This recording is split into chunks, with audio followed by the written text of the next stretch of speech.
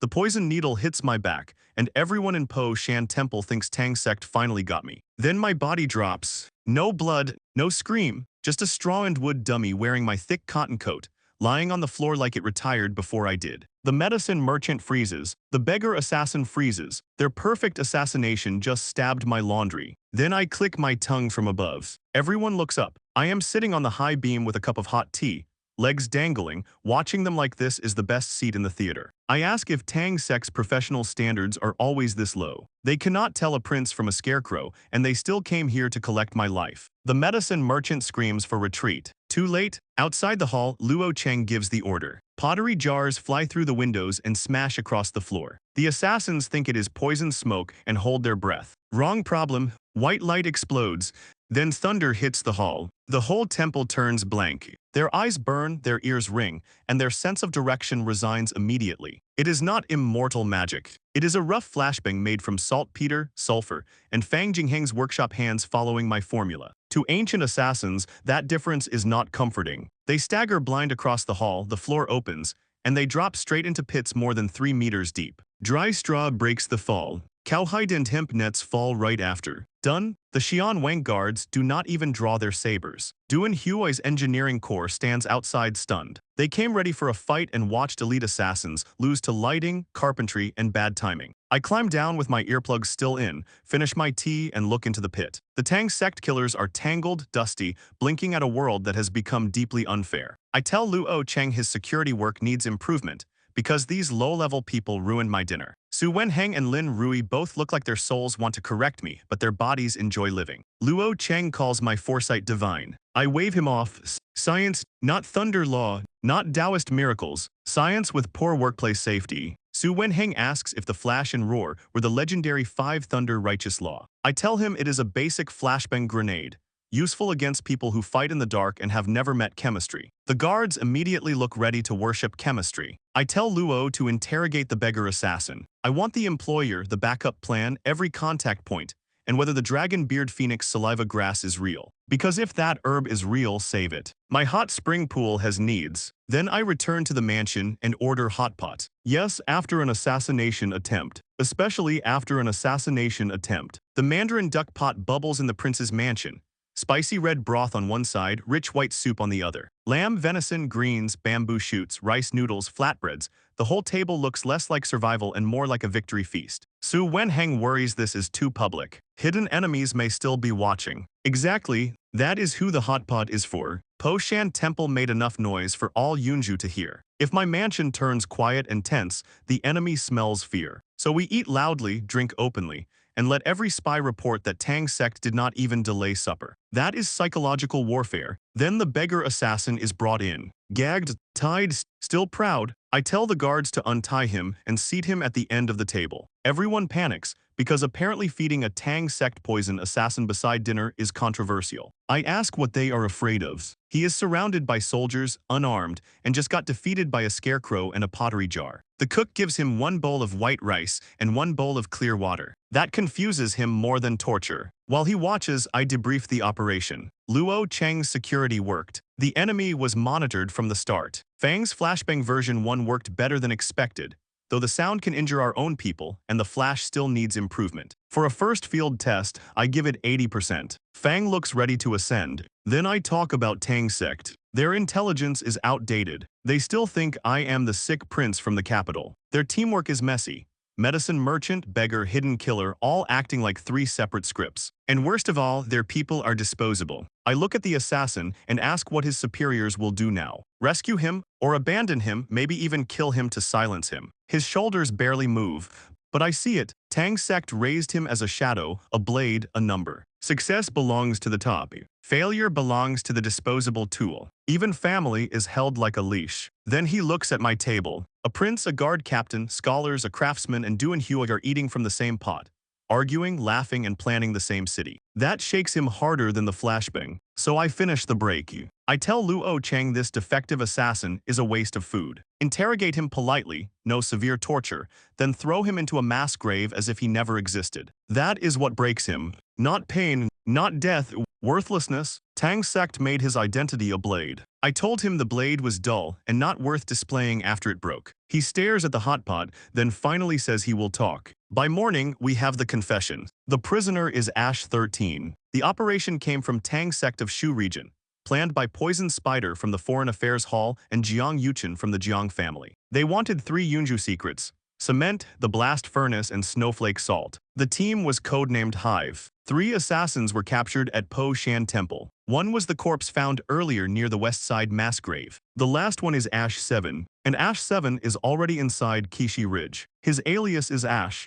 The study goes dead quiet. Duan Huai nearly cracks the table. Luo Cheng's hand goes to his saber. Su Wenheng suggests arresting Ash secretly and interrogating him before deciding execution. Then I ask Fang. Fang has worked beside Ash at the kilns. He admits that if we ignore the spy identity, Ash is the most talented builder he has ever seen. He understands fire, mechanisms, and blueprints almost obsessively. Exactly, Duan Huai sees a traitor to kill. Luo Cheng sees danger. Su sees a threat to remove. Fang sees a tool. We found a rat hole. Blocking it feels safe, but a blocked hole tells us nothing. An open hole watched carefully tells us when the rats come and what bait they chase. So we do not arrest Ash. We keep him close. We let him believe he is hidden, then use him as a probe into Tang Sect and a mouthpiece for false intelligence. Luo Cheng worries he might sabotage Kishi Ridge. I say he will not. His mission is to steal secrets, not destroy the workshop. Before he gets what he wants, he needs Kishi Ridge safe too. If we capture him now, Tang Sect sends another hidden spy. Better to hold the visible one in our palms. From now on, everyone acts normal. Fang keeps discussing technology with him. No extra glances, no dramatic loyalty tests.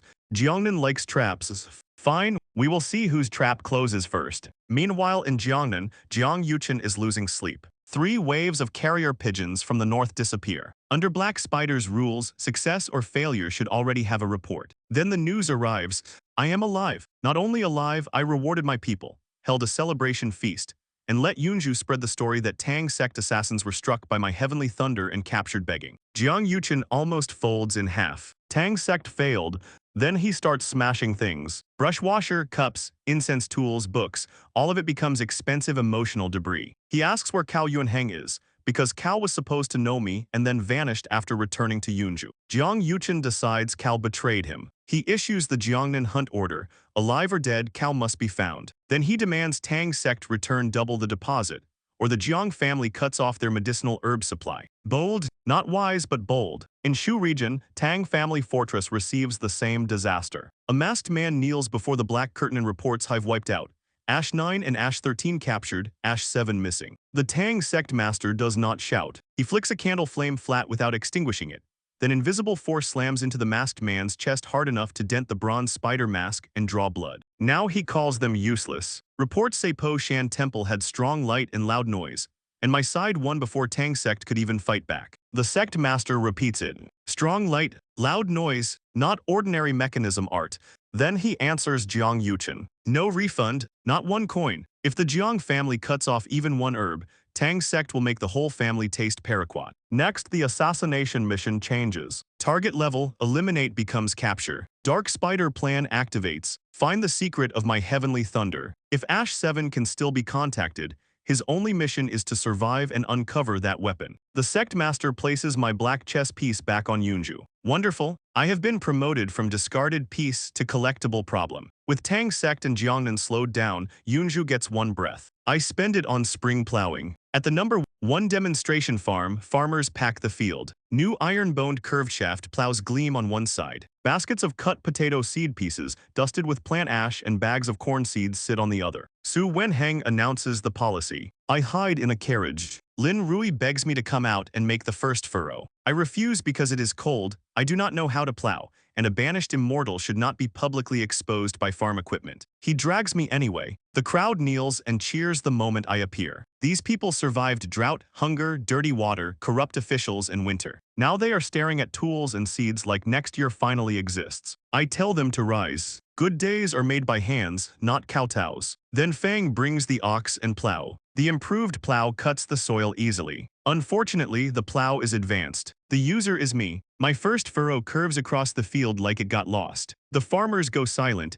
Then one laughs. Then all of them laughs. Not mocking, warm. The prince who invented cement, salt, water purification, flashbangs, and better plows has just lost a fight with a straight line. I declare it a wrong example. Anyone who plows like this gets no dinner. The laughter gets louder. Then the old headman from Yunzhou village steps forward with a potato piece. He asks the real question. Dragon pearls are cut open and covered in ash. Will the wound rot? Will insects eat them? The field quiets, and my soul briefly checks the exit. I know potatoes can be cut into seed pieces with eyes. I know plant ash helps protect the cut and dry it out. But I have never personally farmed drought-hit ancient Yunzhou, with thousands of meals depending on my confidence. So I stay calm out loud. The ash protects the wound, helps prevent rot and insects, and feeds the soil. Every village receiving dragon pearls and wolf tooth club seeds gets a farming technician. They will record germination and growth.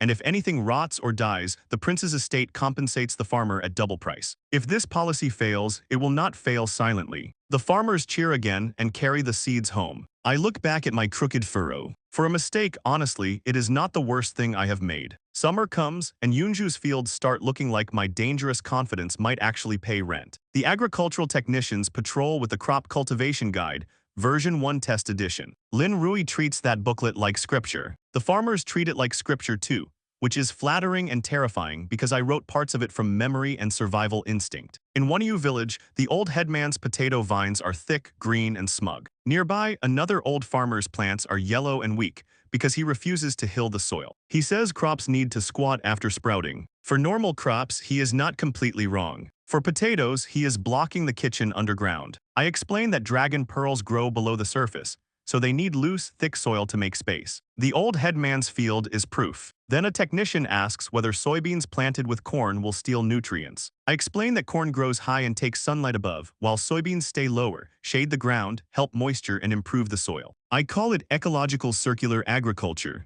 Do I explain nitrogen fixation? Absolutely not. I say beans turn chi from the sky into fertilizer, and everyone writes it down like I just cited a heavenly memo. Next comes cotton.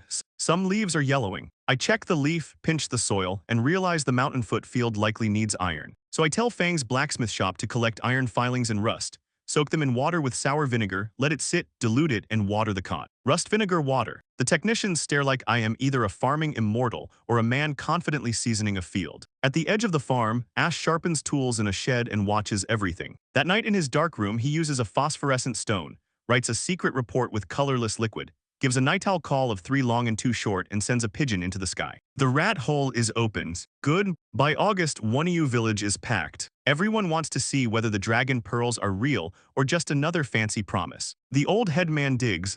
Black soil turns. Then potatoes tumble out in a cluster under one vine. Fist-sized ones, egg-sized ones, more and more until a small pile sits in the dirt. Lin Rui orders the scale. One plant weighs 3 jin and 7 liang. One plant. The crowd erupts. Old farmers who have measured hunger their whole lives know exactly what this means. If dragon pearls spread across Yunzhou's hills, starvation loses its favorite weapon. The corn harvest succeeds too. That evening, Su Wenheng and Lin Rui drag me to a bonfire celebration. Potato lamb stew bubbles in a huge pot. Mud-wrapped potatoes roast in the embers. Corn cobs sizzle over the fire. I am handed roasted corn like evidence. Farmers sing badly, dance worse, and look happier than they have any right to after the year they survived. Then the old headman kneels with wine in his hands, crying that I am a living bodhisattva saving hundreds of thousands of people. The crowd kneels with him. I help him up. Good days are made by everyone working together. Then I announce next year's plan. Potatoes and corn become main staple foods across Yunzhou. Cotton planting expands next spring. The government will provide free ginning machine service, so people can turn cotton into usable fiber and eventually wear cotton clothes and sleep under cotton quilts. Food first, warmth next. That is the whole theory of rule stripped down to the bones. Su Wenheng watches the crowd with wet eyes. He has read grand ideas his whole life, but tonight the answer is painfully simple. Let people eat. Let people survive winter. They will remember. Autumn passes. Snow hits Yunzhou hard. Outside, Kishi Ridge turns white. Inside my study, hot spring heat moves through ceramic pipes under the cement floor and walls. And I am finally experiencing the civilized winter I deserved several disasters ago. 10 ginning machines work day and night on this year's cotton. It is not enough for all Yunzhou, but artisans can at least get warm cotton coats first. The number 1 blast furnace keeps burning. Fang's workshop keeps forging. Everything looks stable, which means the bill has arrived. Su Wenheng, Lin Rui, and Cao Yunheng enter with the year's financial statement. I open it, treasury balance, negative 6,430 taels. I close the ledger with the calm of a man watching his retirement plan file for bankruptcy. The reason is ugly but simple. Houses, roads, tools, relief wages, defenses, cotton furnaces, workshops, all of it costs money. The Jiang family blockade cuts off outside supplies and trade routes. Snowflake salt and cement cannot sell properly. Cao says the Jiang family has blocked northern roads and bribed river bandits and horse thieves. Yunzhou has technology, mines, workers, food hope, iron, salt, cotton, and cement roads. It has no cash. At the current rate, reserves last 20 days. After that, projects stop. After that, workers and soldiers depending on work relief face hunger again. 20 days, the clock is now louder than the fireplace. So Cao offers a plan. Stop trying to break through the Jiang family's blockade alone. Make northern merchants come to us. Hold an investment promotion conference. Use snowflake salt, cement, refined iron, and cotton as bait. Build a northern trade network from small and medium merchants who are not fully under Jiangnan's thumb. But the plan needs someone ruthless enough for commerce and angry enough at the Jiang family. Yan Hongxiu, cut to Iron Frost Town in Yanmen Commandery, the rough border town between Yunzhou and the northern grasslands. Yan Hongxiu runs a small firm called Four Seas Reach. She is young, sharp-eyed, dressed in indigo riding clothes, and she looks like she could audit your soul and still find unpaid debt. She is the illegitimate daughter of Wanbao Pavilion's old manager, pushed out and hunted by her half-brothers. So she built her own business in the cold north. When Cao and Luo Cheng arrive, she is cornering a grassland chief over money. He owes 523 taels and 7 cayenne for 300 pickles of coarse salt and 100 bolts of linen. He claims his cattle and sheep froze. Funds are short, maybe wait until spring. Yan opens a private ledger and reads his recent purchase.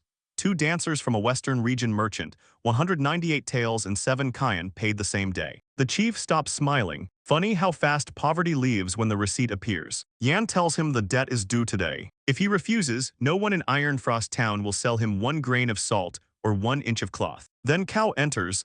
Yan mocks him immediately. Is he still Jiang Yuchen's dog? Cao says his master's surname is Shen now. She calls his knees soft. Cao takes it. Under Jiang Yuchen, he says, even good service only made him a dog that could be thrown away. Under his current master, he can at least be a person. That gives Yan pause. In a side room, Cao explains how Jiang Yuchen forced him out and would kill him for what he knows. He hides the black ledger, but the danger is real enough. Yan calls the plan what it looks like. He was driven out by one master and now wants her to help serve another. Then Luo Cheng places the first sample on the counter. Snowflake salt. Yan tastes it. Her face changes before she can hide it. No bitterness, no grit, clean salt, enough of it in Yunzhou. The grassland chief scoffs that fists matter more than salt in the north. Luo Cheng compliments his scimitar, takes out a plain black dagger, and asks if he dares to clash. The scimitar strikes. It chips and cracks. The Yunzhou dagger stays unmarked. Now the room understands the second product. Refined iron from Yunzhou's high furnace. Yan asks if the iron is for sale. Luo says refined iron is a vital national asset and cannot be casually sold to foreign nations. Then he adds, our own people are not foreign nations. There it is, recruitment wrapped as trade. The last sample is cotton cloths. Yan touches it and immediately sees the northern winter market. Soft, warm, light, better comfort than ordinary fur. Snowflake salt, refined iron, cotton cloth. Yunzhou is not begging with promises. It is showing weapons, warmth, and money. Yan agrees to go, but she sets one condition. She serves no one as a dog. All Yunzhou business, from production to sales, internal and external, must be decided by her alone. She expects negotiation. Luo Cheng nods. I predicted she would say that. Professional matters should be handled by professionals. Commercial affairs are hers. Yan goes silent. She has met greedy masters, ambitious masters, fake generous masters. She has apparently never met a master whose reaction to losing business control is relief. On the carriage back, she asks Luo what kind of person I am. Luo thinks carefully and says I am unfathomable. I like peace and quiet. I hate trouble. And my greatest wish is to not manage anything. Yan has to process that. Laziness, but as statecraft. Then she reads Cao's conference draft. One glance, she laughs, full of loopholes, ridiculously naive. They thought about inviting merchants, but not which merchants. Northern traders include big houses, small vendors, fur dealers, smuggled salt sellers, and people tied to different powers. Who gets access to snowflake salt and ironware decides profit and enemies. They thought about selling goods, but not binding interests. One-time deals do not build a network. And holding the conference inside Yunzhou City is stupid. It alerts the Jiang family, tempts officials, and exposes the board. The meeting must be outside Yunzhou in a no-man's land. Yunzhou sets the rules. Merchants are screened before they enter. Cao sweats. Luo does not understand commerce, but he understands Cao's face. This woman is good. Then the carriage enters Yunzhou territory. Yan lifts the curtain and sees the cement road. A wide bluish-gray road stretches through the snow, smooth enough that the carriage stops shaking. Cao says the road from Qishi Ridge Mine to the state city is 30 li long, all paved with cement,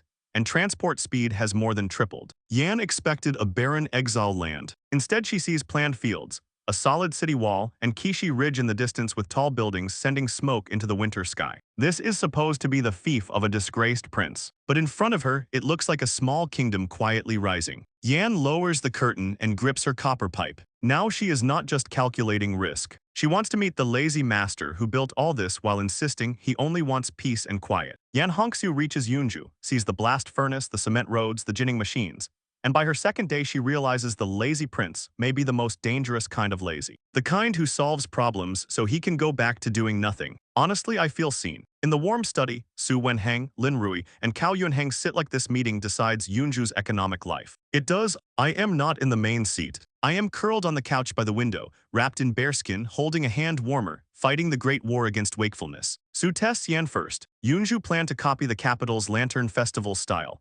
Big noise, big invitations, big crowds, and hopefully big money. Cao immediately supports it. More fanfare means more merchants. Yan asks one question: how much can Yunzhou actually produce? Su gives the numbers. Snowflake salt is about 50 caddies a day, though it can increase severalfold if core salt supply is enough. The blast furnace produces about 500 caddies of refined iron a day, and that cannot increase yet. Yan looks at them like they just brought a teacup to fill a lake. 50 caddies of salt, 500 caddies of iron, and they want all merchants under heaven to come running. That is not marketing. That is inviting people to laugh at our inventory. Cao tries to save it. If the goods are not enough, sell futures. Take deposits now, deliver slowly later, and solve the urgent money crisis first. Yan shuts that down. If delivery fails, Yunzhou's credibility collapses before the trade network even exists. Then she gives her own method. A threshold. Anyone who wants to attend pays 100 taels of silver first, as a sincerity deposit. If they cannot pay, they were never the target. Su almost stands up through the ceiling. In his eyes, opening the door to guests means welcoming people, not charging them before they see the table. He says this will make Yunzhou look greedy and dishonest. Yan says credibility is not earned for free. It is earned by excellent products and strength. Now the room is one spark away from becoming a philosophy fight with accounting casualties. So I finally speak. The idea is good. The packaging is terrible. Calling it an entry fee sounds like robbery with stationery. So I get off the couch, walk barefoot across the warm floor, take a charcoal pencil and write 2 words. Credibility bond. If merchants want to attend Yunzhou's wealth-making conference, they do not pay an entrance fee. They buy a Yunzhou credibility bond. The money is not a fee. It is a loan to Yunzhou for construction. A joint endeavor. The study goes silent. Cao says merchants are sharp. Why would they pay real silver for a paper bond? What guarantee do we have? Su agrees. If Yunzhou mishandles this, it looks like forced collection under a pretty name. Both concerns are right. They just missed the guarantee. I place snowflake salt and Luo Cheng's black refined iron dagger on the table. Our guarantee is not my prince title. It is these. Snowflake salt can dominate the high-end salt market. Yunzhou ironware can make northern merchants and frontier leaders lose sleep. If they want access, they buy the bond. Then I give Yan and Cao the execution order. Select the best 10 caddies of snowflake salt and 10 refined iron daggers. Send samples to the larger merchant houses in the north. Tell them that 1 month from now, Yunzhou will host a Northern Industrial and Commercial Expo. More high-quality goods will appear there, but only bond holders can enter. Limited release.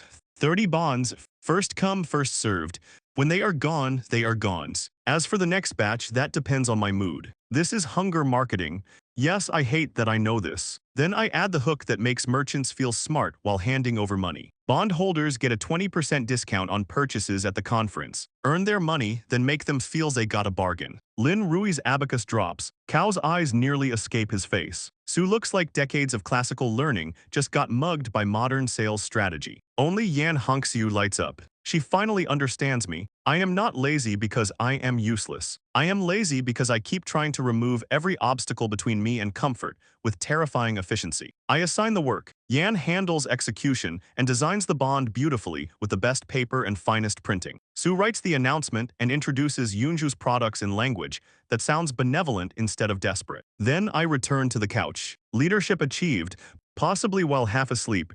Yan moves fast. That same afternoon, she gathers Cao's accountants and Lin Rui's clerks, locks them into a guarded room, and reorganizes Yunzhou's commercial plan overnight. The next morning, the fishing line goes out. She chooses 13 major northern merchant houses using Cao's memory and her own intelligence network. 13 sandalwood boxes engraved with Yunzhou's Kanglang emblem are sent by Fast Horse. Inside each box are 2 samples, half a tael of snowflake salt in new Yunzhou porcelain, and a pure black refined iron dagger branded with the same emblem. Su's invitation letter says nothing crude about buying and selling. It says Prince Xian Shenkingen, moved by northern commercial hardship, will host a Northland Industrial and Commercial Development Symposium on the first day of next month at Yixian-Tangxia Valley, on the border of Yunzhou and Qin Province. The newest Yunzhou innovations will be shown there. Very polite, very dignified, very much bait with calligraphy. Su still worries. Issuing bonds in the name of the prince's mansion looks dangerously close to privately making currency. If the capital's censors hear about it, they may attack me. I tell him we are making money, not rebelling. I am an idle prince exiled to a poor fief,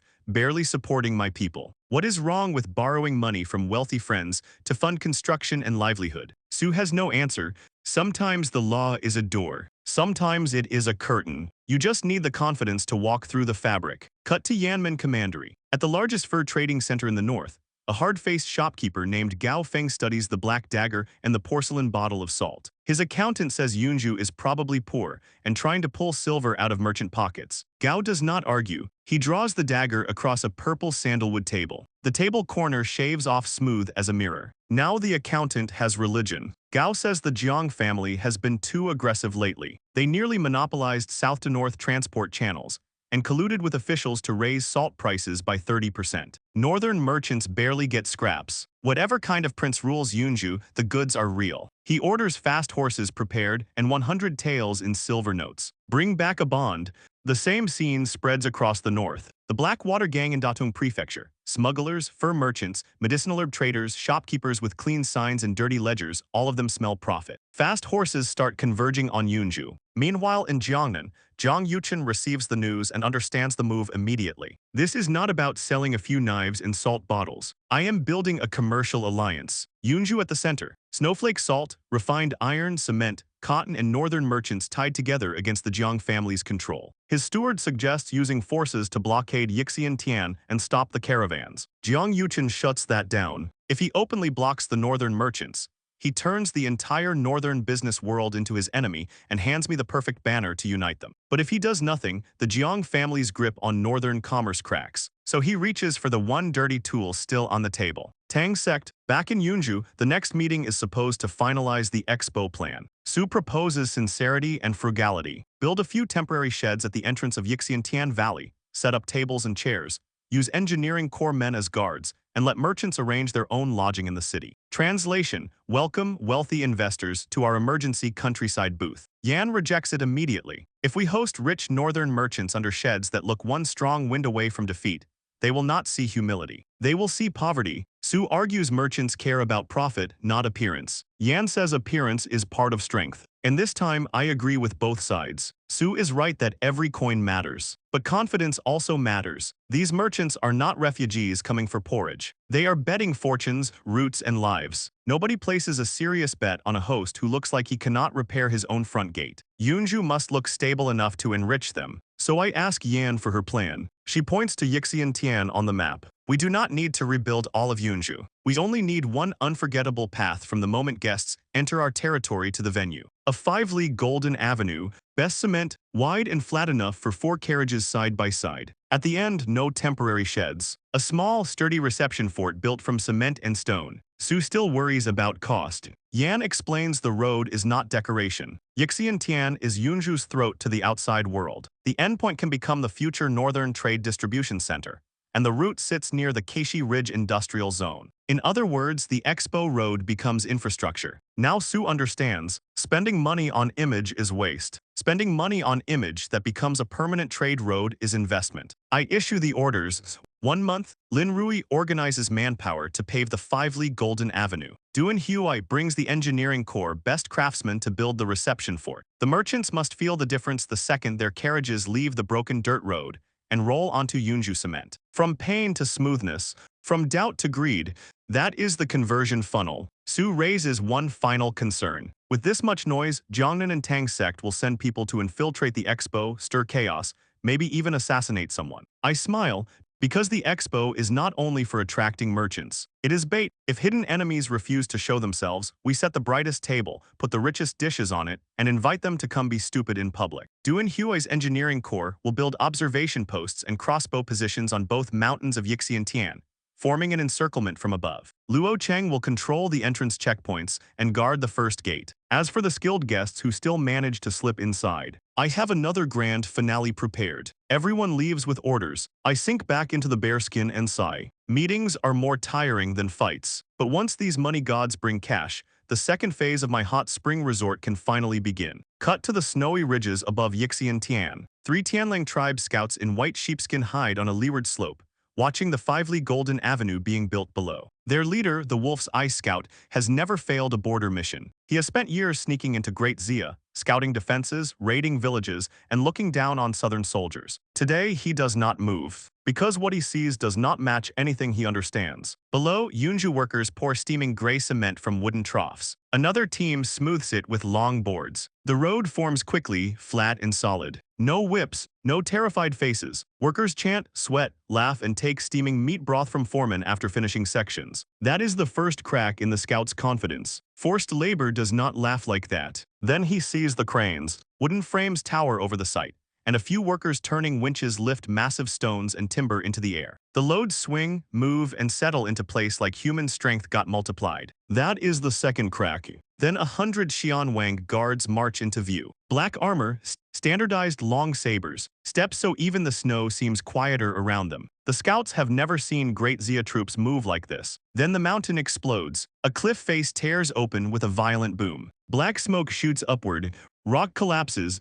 The 3 scouts spring up in terror. At first, they think it is divine anger. Then the smoke clears, and Yunzhou workers in hard hats rush out from cover cheering. They did it themselves. They command mountain thunder. The scout leader finally understands why raids near Qin province have failed again and again. His people are still thinking in bows and scimitars. Yunzhou is opening mountains with thunder and building roads through winter. Then he feels someone watching him. Far below, Luo Cheng sits on horseback in black armor, looking straight at the 3 snow-covered scouts from several hundred paces away. He does not raise a bow. He only lifts his hand and signals, hold attack, let them go. That mercy is not mercy. It is a warning delivered without words. The scouts run. In the Tianlang royal tent, the scout leader reports everything. Mud roads smoother than palace stone, black-armored troops, cranes lifting huge loads, and mountain thunder blasting open cliffs. Some tribal chiefs mock him. They say he was scared by shadows, frozen stupid, inventing stories. Then the Khan asks the important question. Did the black-armored general discover them? Yes, at least 500 paces away. And he did not shoot. That silences the tent. The Khan understands the message. Yunzhou saw the scouts and chose to let them carry fear home. He orders all tribes forbidden from raiding south this winter, especially Yunzhou. Whoever touches it loses his head. One chief worries about grain. The Khan says he will find a way. But until they understand what is happening in the south, the Tianlang tribe must lie low. Back at the Yunzhou Expo headquarters, the mood is very different. Clerks rush in one after another. Gao Feng from Yanmen's Jubao shop sends 100 taels for 1 bond. The Black Water Gang from Taiyuan sends 100 taels for 1 bond. The Jin Merchants United Bank opens a ticket office outside Yunzhou City and buys 5 bonds at once. Cao sits behind piles of silver notes and account books, laughing so hard his abacus almost becomes a percussion instrument. In 3 days, all 30 Yunzhou credibility bonds sell out. Because buyers fight over them, the last bond sells for 150 taels. Entrance money alone brings nearly 4,000 taels of cash into the Yunzhou treasury. 20-day crisis,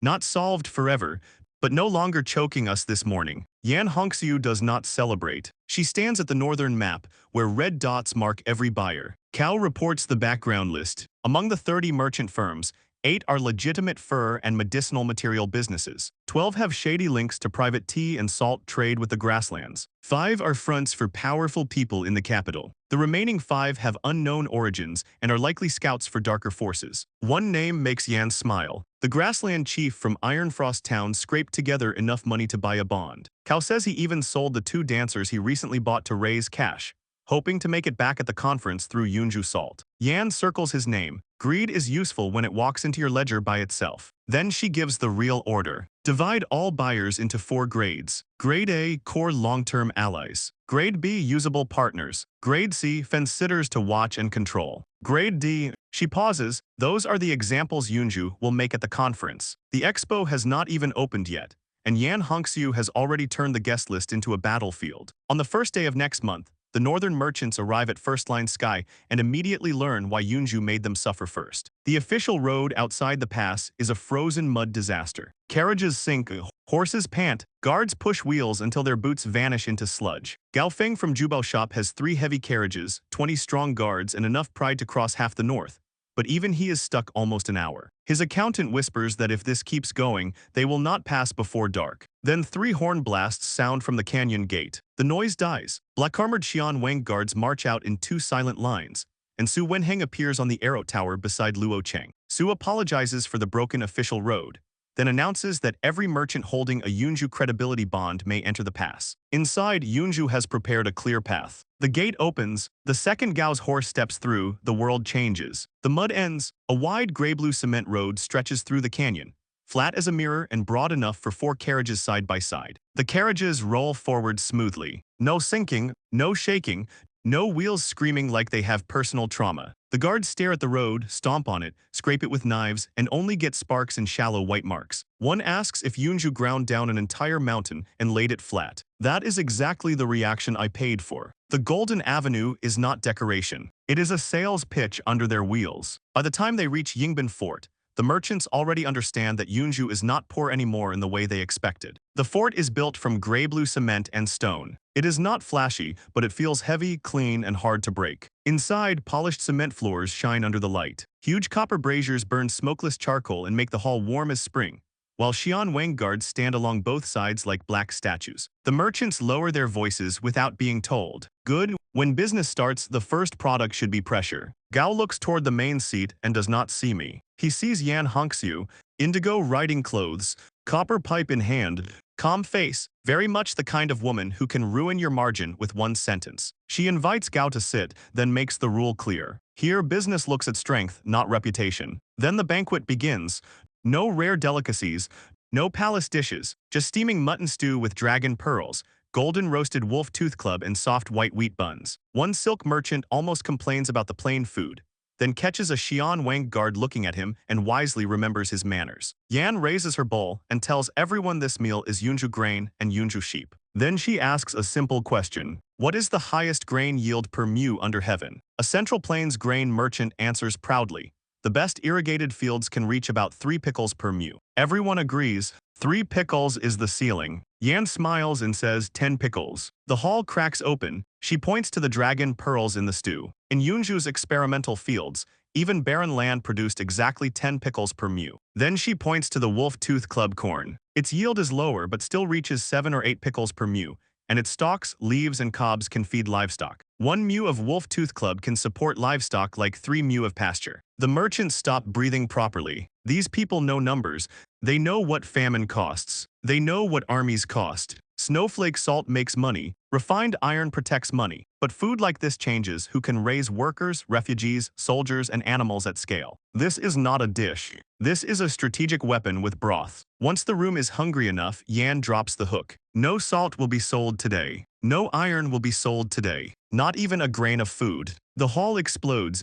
Merchants shout fraud. Some demand refunds. The scar-faced Black Water Gang leader touches his saber and warns that northern men dislike being played with. Gao stays seated and drinks the last of his soup. He knows this is not over. Yan waits until the noise starts eating itself, taps her pipe against the table, and says Yunzhou is not selling dead objects. Yunzhou is selling the future. Exclusive agency rights. Now the hall understands. Yunzhou does not want a one-time sale. Yunzhou wants a northern commercial network, with each merchant becoming a node tied to Yunzhou's goods. Then the board goes up.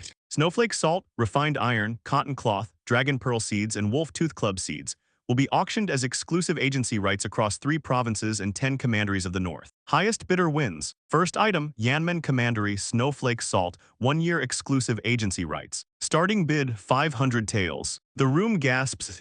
Gao smiles, 1,000 taels. A Yanmen rival grits his teeth and offers 1,100. Gao barely looks at him. 2,000 taels.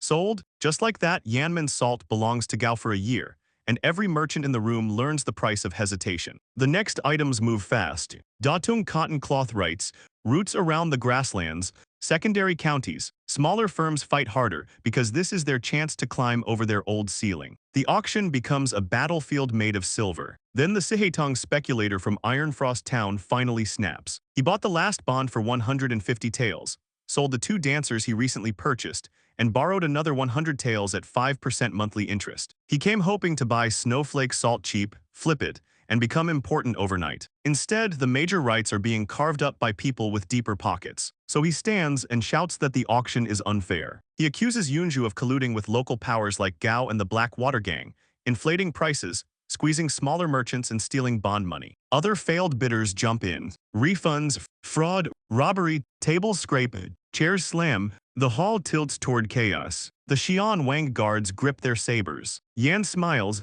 Of course she smiles. This man is Grade D, and Grade D exists for demonstration. She calmly reads his background aloud. From Yangzhou in Jiangnan, once sold fake medicine, got his leg broken, fled north, opened Sihaetong with dirty money, and helped southern figures move goods through unofficial channels. His face drains. Then Yan opens a dossier. His official yearly turnover is under 1,000 taels, yet he arrived with 300 taels in cash. He sold his last 2 valuable Kunlun slaves and borrowed 100 taels at 5% monthly interest. He did not come to do business. He came to gamble his life. And lost. Then she adds the final blade. 3 days ago, a manager claiming to be from the Jiang family visited his inn, gave him 50 taels, and asked him to stand up today to expose Yunzhou's scam. The man collapses.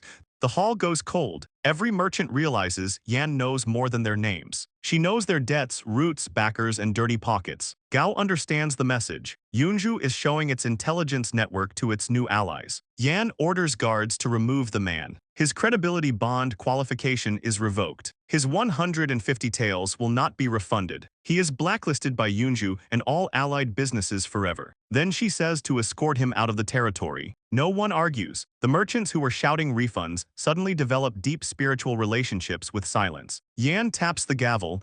Interlude over. Now the grand finale. Exclusive general agency rights for Yunzhou refined iron weapons across the entire north, excluding government and military channels. The hall locks onto her. Luo Cheng enters without armor, dressed in black, carrying a long object wrapped in cloth. He lays it on the table and reveals a matte black horizontal saber. Not jeweled, not decorative, just cold, simple, and serious. Another guard brings a standard official waist saber and a bundle of moist green bamboo called water dragon sinew, tough enough that normal blades bite in and get stuck. Luo takes the Yunzhou saber. One swing, the bamboo bundle splits cleanly, fibers smooth at the cut. Then he takes the official saber. It bites in only partway, sticks, and needs several ugly chops to break through. By the end, the cut is ragged and the official blade has curled. The Yunzhou saber remains clean. The room forgets how to blink. The Black Water Gang leader stands first and demands a price. Gao also wants a batch. Others shout offers. Yan lets them burn for a moment. Then she says the saber is not for sale. Instant outrage. Perfect? She reminds them that privately manufacturing, possessing, or selling weapons and armor is a serious crime in Great Xia. Yunzhou is remote but still belongs to Great Xia, and Prince Xian Shen Kingen is the emperor's son. He will not dig his own grave for silver. That shuts them up. Then Yan reveals the actual product. Yunzhou is not selling the saber. Yunzhou is selling the hand that holds it. From now on, Yunzhou will establish the genuine escort agency, drawing elites from the Xian Wang Guard. The finale auction is the exclusive commission for genuine escort agencies, high-level armed escort missions, across the northern trade route for the next year. Wherever the winning caravan goes, Yunzhou's Azure Wolf battle banner escorts it. Not weapons, security, the legal risk vanishes and the value gets bigger. A weapon still needs soldiers, training, discipline, and reputation. Genuine escort agency comes with all of that already attached. By the end, Gaofeng wins the highest military escort rights for the northern trade routes with 5,000 taels of silver, plus a share of future profits. The expo ends. The merchants leave with contracts, ambition, jealousy, and just enough fear to keep their voices polite. That night, back at the prince's mansion, the study is hotter than the braziers. Su Wenheng, Lin Rui, Cao Yunheng, Fang Jingheng, and Yan Hongsu gather around an ironwood box locked with a copper lock. Cao opens it with shaking hands. Inside are stacks of silver notes from banks across Great Xia, plus thick contracts for future profit shares. The count comes in, 18,600 taels in cash. If the 3-year profit shares from Gao and the others are included, the total may exceed 20,000 taels. For Yunzhou, that is not income. That is an entire decade of breathing room landing on the table at once. Su's beard trembles. Cao looks like he may faint into the money and call it destiny. Even Yan's breathing is not as calm as usual. I walk over, pull 5,000 tael notes from the pile, and put them in my robe. This is mine. The second phase of the hot spring resort was promised. No takebacks. Everyone stares. I point to the rest and tell them to decide how to spend it. Su tries to protest. The credit belongs to me, so how can they dare decide? I stop him. Letting me manage this much money is troublesome. My logic is simple. I want comfort. For me to stay comfortable for a long time, Yunzhou's foundation must be solid. That means all of them need ammunition to do their jobs. So the money is theirs to build with. That sentence flips something in the room. Yan steps forward first. Money is only the first step. She wants to use it to build a true commercial empire for Yunzhou. Her map is full of trade routes and nodes. She will use Yunzhou goods to control northern logistics and pricing power, open banks across the north, and make sure the Jiang family cannot sell even a foot of cloth or a grain of salt into the northern market. Very charming, very terrifying.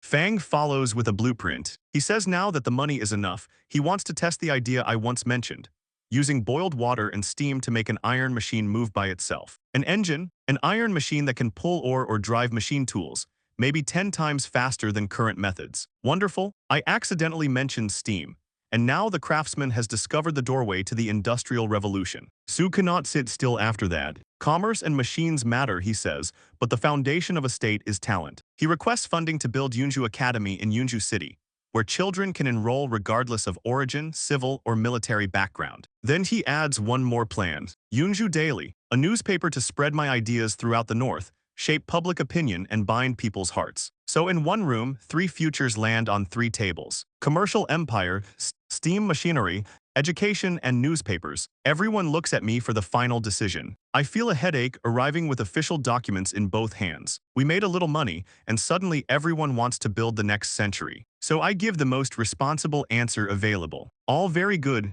Discuss the budget yourselves. Do not fight. Do not bother me every few days with small matters. And whoever delays the hot spring resort loses their bonus. Then I retreat under the bearskin blanket before anyone can assign me another vision. In the warm study, Yan, Fang, and Su look at one another and finally smile. A boss who gives money, direction, and almost no random interference is apparently the rarest resource in Great Xia. Outside the window, the north wind howls under a crescent moon. Inside that little study, a storm big enough to shake the dynasty quietly begins to take shape. 3 days after the expo, Yan Hongxiu still is not sleeping. Very healthy behavior from the woman I put in charge of commerce. Her study has turned into a war room. Maps, trade routes, strongholds, allied territories, red marks, hidden risks. Everything is spread out like the north is one giant account book waiting to be conquered. Then an urgent bamboo tube arrives from her Jiangnan Osprey line. The report says Jiang Yuchen left secretly 10 days ago, traveled light to Qingcheng Mountain in Shu region, stayed 1 day at a Tang sect villa and met a tall, thin old man. Her people could not get close. The next day, Jiang Yuchen returned gloomy. According to a drunk servant, he did not get what he wanted and was humiliated. The second part is stranger. Tang sect is suddenly buying, at any cost, ancient texts and artifacts about alchemy and Mohist remnants. Yan reads the report 3 times. Jiang Yuchen clearly went to ask Tang sect to attack the auction. But the auction only had one planted fool causing trouble. No assassination, no serious disruption. Tang sect refused him. That makes no sense. Jiang Yuchen has money, Tang sect loves money, and yet something weighed more than the Jiang family's fortune. Then Yan's eyes stop on the words alchemy and Mohist remnants. Something happened at Po Shan Temple. Something connected to thunder, light, mechanisms, and old forbidden arts. So she goes to my room in the middle of the night. Luo Cheng is guarding the door and tries to warn her that I have already retired for the night. Excellent security report. Tragically ignored. She enters anyway and finds me wrapped in white bear fur, half asleep beside unfinished sweet fermented glutinous rice balls. Very princely, very strategic. She hands me the report and asks the real question. What exactly did I do to Tang's sect at Po Shan Temple? I try to wave it away. Jiang Yuchen got rejected. Tang's sect did not cause trouble. Our deterrence worked. Good night. Yan does not move. She asks why an assassin sect famous for mechanisms would suddenly chase alchemy and mohist relics. Why would they ignore Jiangnan money? What did they see? Fine, no escaping the smart ones. I sit up and tell her I only set off a big firework. Loud sound, bright light, can blow up rocks. Yan connects the pieces instantly. Old alchemy furnace disasters, ancient mohist war machines, thunder hidden in texts people dismissed as myth. In her head, Po Shan Temple stops being a little trick and becomes an era-breaking weapon. She asks the dangerous question, can it be mass-produced? Can it be used in military formations? I stop her right there. I tell her not to spend all day thinking about killing. I made it as a hobby. At most, maybe we use it to blast fish in the back mountain and improve dinner. Using something that dangerous on people casually is inhumane. Yan stares at me like she has never been more confused by a sleeping man in her life. Which is fair. From her view, I am holding thunder that can overturn warfare. And my first public use case is seafood. She bows and leaves. The door closes. My sleepy face disappears. I open my eyes in the dark and say it softly. Tang's sect has taken the bait. They think the bait is heavenly thunder. Good, let them stare at the flash while Yunzhou builds everything else. After the snow finally stops, Su Wenheng comes back to life. The auction money means his dream of education can finally leave the paper. He fills his study with blueprints and sand tables for Yunzhou Academy. Lecture halls, pavilions, study rooms, dormitories, a moon reflection lake, a nine-bend bridge, even a grand library. The man is building a school and accidentally designing his retirement garden. I walk in with soy milk and ask one simple question. What are you teaching? Su proudly says the curriculum will follow the sages.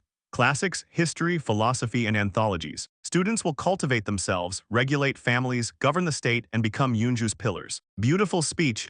Terrible workforce plan. So I ask whether those subjects can raise grain yield by 1 shi per mu. Su freezes. Can they make iron smelt faster and better? No. Can they make soldiers die less on the battlefield? Also no. Then the academy plan is too abstract. Yunzhou does not need decorative idlers. Classics can stay but as electives. The required courses are arithmetic, geography, chemistry, physics, and physical education. The room goes silent. Lin Rui's brush falls onto the blueprint. Su looks at me like I just punched the sages in the library. He says arithmetic is a merchant skill, geography is travel notes, and physics, chemistry, and physical education are unheard of miscellaneous studies. How can they stand beside the classics? Easy, because they do things. Arithmetic lets officials read ledgers. Geography lets generals understand maps and merchants understand routes. Physical education makes children stronger instead of turning into scholars. A cold wind can defeat. Then Su asks who can teach these strange subjects. The answer is already around us. Arithmetic will be taught by Lin Rui's clerks and Cao Yuanheng's accountants. Whoever can untangle a filthy ledger can teach numbers. Geography will be taught by Yan's caravan managers, people who have actually crossed the roads. Physical education goes to Luo Cheng. Every morning, he will take the boys running around Yunzhou City. Anyone who fails does not eat. Luo Cheng accepts this like I handed him a battlefield. Physics and chemistry, I will teach those myself. That is when Su nearly loses his soul. The idle prince, the man who avoids paperwork like plague smoke, is going to teach children personally. He kneels and thanks me on behalf of Yunzhou students. Then he immediately refuses to get up, because he still has a bone stuck in his throat. He cannot accept peddlers, artisans, accountants, caravan men, and warriors standing beside scholars as teachers. To him, teachers must be noble, learned, steeped in the classics. Otherwise, Yunzhou Academy becomes a disgrace to the way of the teacher and the literati. That finally hits my limit. I ask whether in his eyes I am also crude, ignorant of sage words, and unfit because I speak like a commoner. He says he would not dare. I tell him he does. Then I snap. I tell him his precious literati pride means nothing if refugees outside cannot afford pants and freeze through winter. Yan Hongxiu is a woman, yet she can make the northern trade routes serve Yunzhou. Artisans build furnaces. Accountants keep the treasury alive. Soldiers protect the people. In Yunzhou, making people eat and keeping the city from being bullied is the highest refinement. Doing useful work well is the highest decorum. Su goes pale. The room goes quiet, and after the anger passes, I know I was harsh. Su is stubborn because his whole world taught him scholars sit above every other profession. Expecting him to abandon that in one argument is not realistic. So I give him a compromise that is not really a compromise. Yunzhou Academy will split into two. Wenyuan Academy is for students who want the imperial examination path. Su will oversee it, invite famous scholars, teach classics, history, philosophy, and collections, and keep all the elegant rules he cares about. But tuition will not be cheap,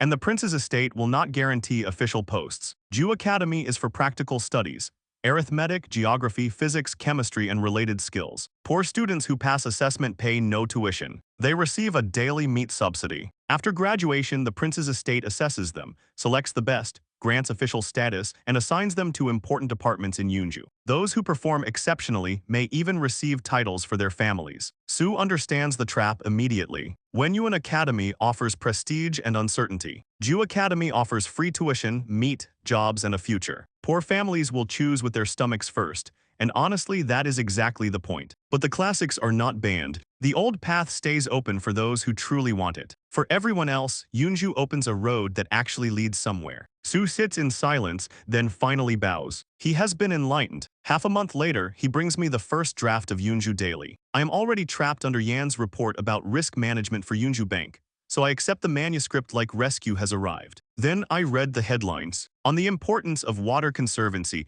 as the cornerstone of national stability. My soul retreats. The article starts from ancient flood control and somehow marches all the way to our irrigation ditches with enough classical references to bury a horse. Page 2 is an elegant ode to Ju Academy. Page 3 is a serious study of northern trade routes. This is not a newspaper. This is an academic journal disguised as public communication. I tell Su the writing is profound, eloquent, and almost completely unreadable. The newspaper is not for 3 old scholars in the capital. It is for children who just learned characters. Merchants who care about prices, farmers who care about harvests, and workers who care whether life gets better. So I cross out the draft. Rewrite everything. Front page, biggest font, shocking. Farmers in our prefecture grow miraculous grain yielding 10 stone per mu. Idle prince personally bestows honors. Second page, one trick to identify inferior ironware. Blacksmith tearfully recounts being swindled. Third page, idle prince's mailbox, answering ordinary grievances people actually talk about. Fourth page goes to Yan for advertisements. Jubao shop for sales. Black water gang herbs with 10 times compensation for fakes. Genuine escort agency grand opening. Whoever pays more gets bigger space. Yan spits tea. Su turns to stone. He thinks it is vulgar, undignified market noise. Then he realizes the terrifying part. He wants to keep reading. Exactly. If we do not occupy the public conversation, our enemies will. A newspaper should not admire itself in a brocade box. It should move like water through daily life, using simple words to talk about what people care about, then quietly place Yunzhou's message inside those topics. Then I add the hook that makes people buy the next issue. A serial story column. I start outlining a modified romance of the 3 kingdoms. Rebellion, chaos, brotherhood, heroes, warm wine, battlefield glory. Su is hooked within minutes. Congratulations, Yunzhou Daily now has cliffhangers. Spring comes, the ice melts, and I finally get one peaceful afternoon beside a new irrigation ditch with a bamboo fishing rod. No meetings, no reports, no fish either, but peace is peace. Then Lin Rui arrives with farming regulations. This year, Yunzhou plans to convert 60% of the prefecture's farmland to Dragon Pearls and Wolf Tooth Club. Cotton planting will triple. That is almost betting the whole year's harvest. Lin worries farmers are used to wheat. If they resist the change, the season could be delayed. He suggests official documents, village meetings, and Su personally explaining the policy township by township. I tell him not to bother. Officials can talk until their throats crack, and villagers will nod politely because they are scared. Then they go home and keep doubting. So I ask if Yunzhou Daily has printed. The first issue has 500 copies, simple language, even illustrations. Perfect. Print the farming policy as the front page headline. Prince's manor orders. Plant divine grains, guaranteed purchase, losses covered by His Highness. Then have Su write an emotional article. Did your children eat enough last winter? Add illustrations from last year's harvest, children eating dragon pearls, families full for once. Send it to every village entrance. Let the people read it, argue over it, repeat it, and convince themselves. The best persuasion is when people feel like the conclusion belongs to them. 3 days later, at a village entrance under an old locust tree, people gather before sunrise. The blacksmith has not lit his forge. Women hold shoe soles without sewing. Children squat quietly for once in their lives. They are waiting for the village scribe and his copy of Yunzhou daily. In only 3 days, the newspaper has become the village's main event. People argue over the serialized war story. One man thinks the crying hero is fake. An old soldier defends him like they served together. A woman praises idle prince's mailbox because her husband now reports before drinking. This is culture, messy, loud, useful culture. The young scribe arrives with the paper and immediately reads the story first. The crowd falls silent as the 3 heroes fight the unmatched warrior. People lean forward, fists clenched, breath held. Then the chapter ends at the critical moment. The crowd explodes. Where is the next part? Did the warrior escape?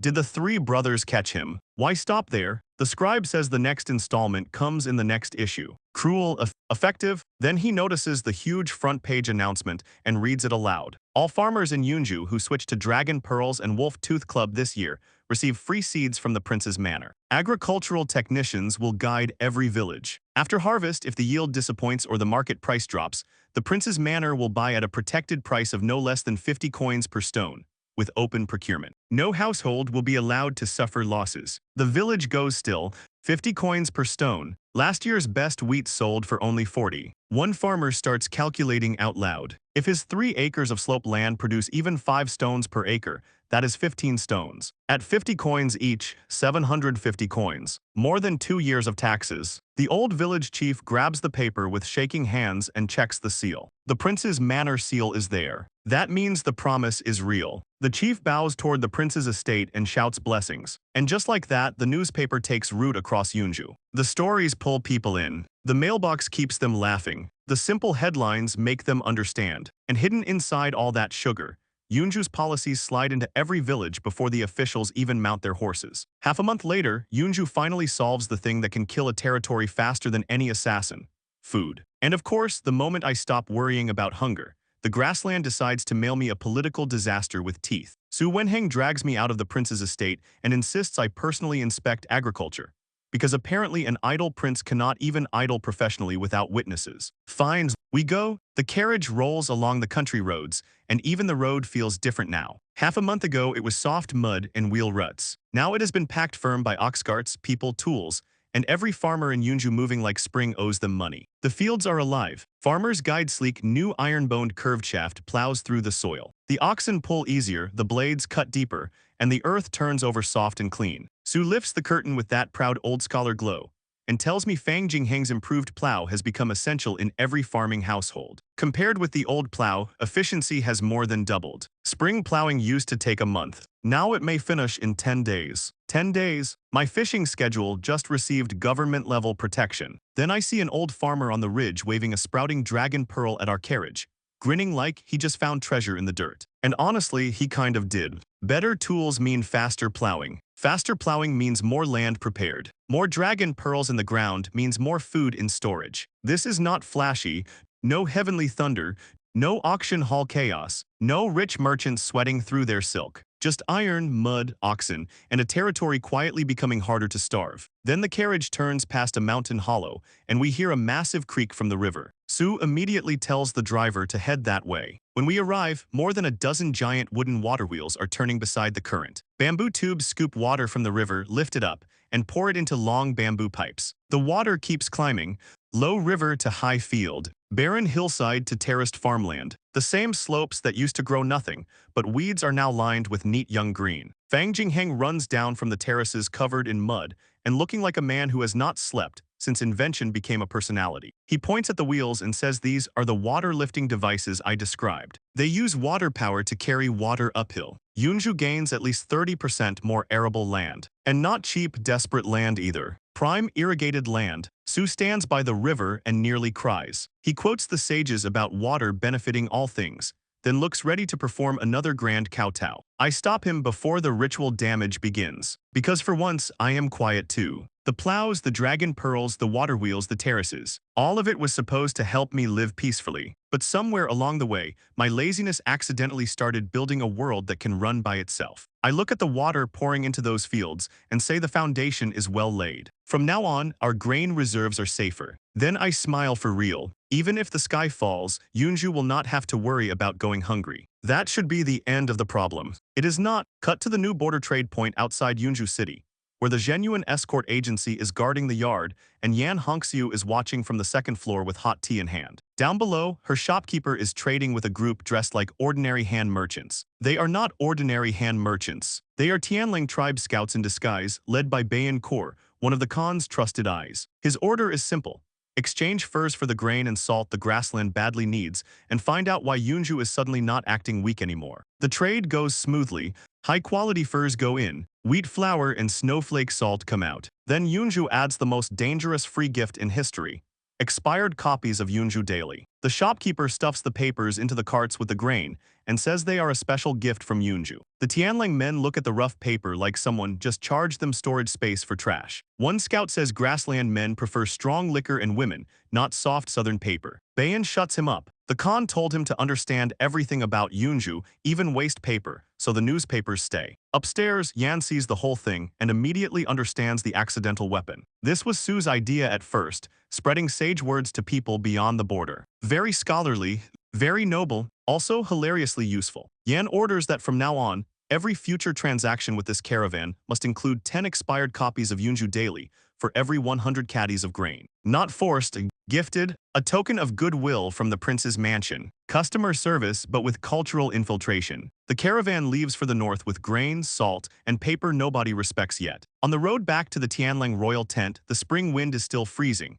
The snow plains stretch forever and boredom starts chewing on everyone. One young scout complains that the newspapers are useless. Another older scout, who knows a few Chinese characters from border trade, snatches one before it can be burned. Because there are pictures, and pictures are how trouble survives illiteracy. He starts reading the serialized war story aloud, stumbling through the titles about the Peach Garden Oath, General Guan slaying a great enemy while the wine is still warm, and the 3 heroes fighting Lu Bu. At first the young scout scoffs. 3 against 1, what kind of heroism is that? Then the older scout explains that Lu Bu betrayed one foster father for a horse, betrayed another for a woman, and is called a 3 surnamed slave. Against someone disloyal and unrighteous like that, even 300 men would still be acting on behalf of heaven. That gets their attention. Soon the campfire goes quiet. Men who were just complaining about waste paper gather around like children around a storyteller. They listen to brotherhood, loyalty, battlefield courage, impossible warriors, and righteous anger. Bayan leans against a rock pretending not to listen. He hears every word,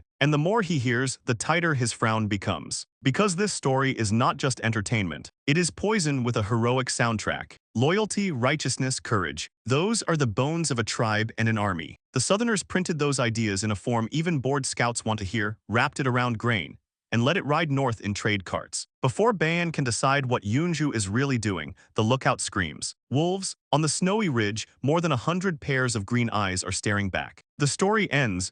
Reality opens its mouth. Bayan takes command instantly. Torches up, swords out, carriages in the center. Everyone forms a circle. The scouts are elites, and once the first shock passes, they move fast. The wolf pack does not charge blindly. It splits into groups and tightens the circle like cavalry. The wolf king howls from the ridge, and the snowfield starts closing in. The young scout, still drunk on the story, says if he had Lord Guan's green dragon crescent blade, he would not fear these wild dogs. The older scout answers that they may not be sworn brothers, but they are comrades who can trust each other's backs. For one breath, morale catches fire. Then Bayan remembers the practical issue. Wolves do not care about speeches. He orders grease brought out and smeared onto arrow shafts. Flaming arrows streak into the snow and create a burning line around the caravan. The wolves scatter for a moment. Then the wolf king howls again. The attack begins. 3 huge alpha wolves break through first. One scout goes down with his shoulder torn open. Another wolf launches straight at Bayan. He dodges too late. The claws rip across his chest from shoulder to rib, tearing through leather, armor, and flesh. He does not retreat. He crashes forward, draws the black dagger bought from Yunzhou, and drives it through the wolf's lower jaw to the hilt. The wolf drops. The third wolf goes for the older scout. Bayan tries to move, but the chest wound slows him. The wolf twists back and tears a second gash from his side to his back, deep enough to show bone. He grabs it anyway and stabs into its soft abdomen. 2 wolves down, his own blood is already painting the snow. The fight turns brutal, everyone is injured. The defense line starts bending. Bayan knows they cannot outlast the pack, so he looks past the wolves to the silver-white wolf king watching from a rock. Kill the leader or die under the teeth. He orders the young scout to fake an attack on the left flank, then takes the only armor-piercing arrow they brought. Blood loss makes his arm shake, so he bites his tongue just to stay clear. He draws, he fires. The Wolf King moves, but not fast enough. The arrow buries into the base of its hind leg. The Wolf King howls in pain, furious and unwilling, then calls the pack back. The wolves retreat into the dark, leaving corpses, blood, and men who are alive only because death got interrupted. Dawn crawls over the snow. The older scout is unconscious with a deep hole in his shoulder. The young scout's face is torn open. Bayan is barely standing, chest and back shredded, blood dripping from his fingers into the white ground. Then the woods rustle.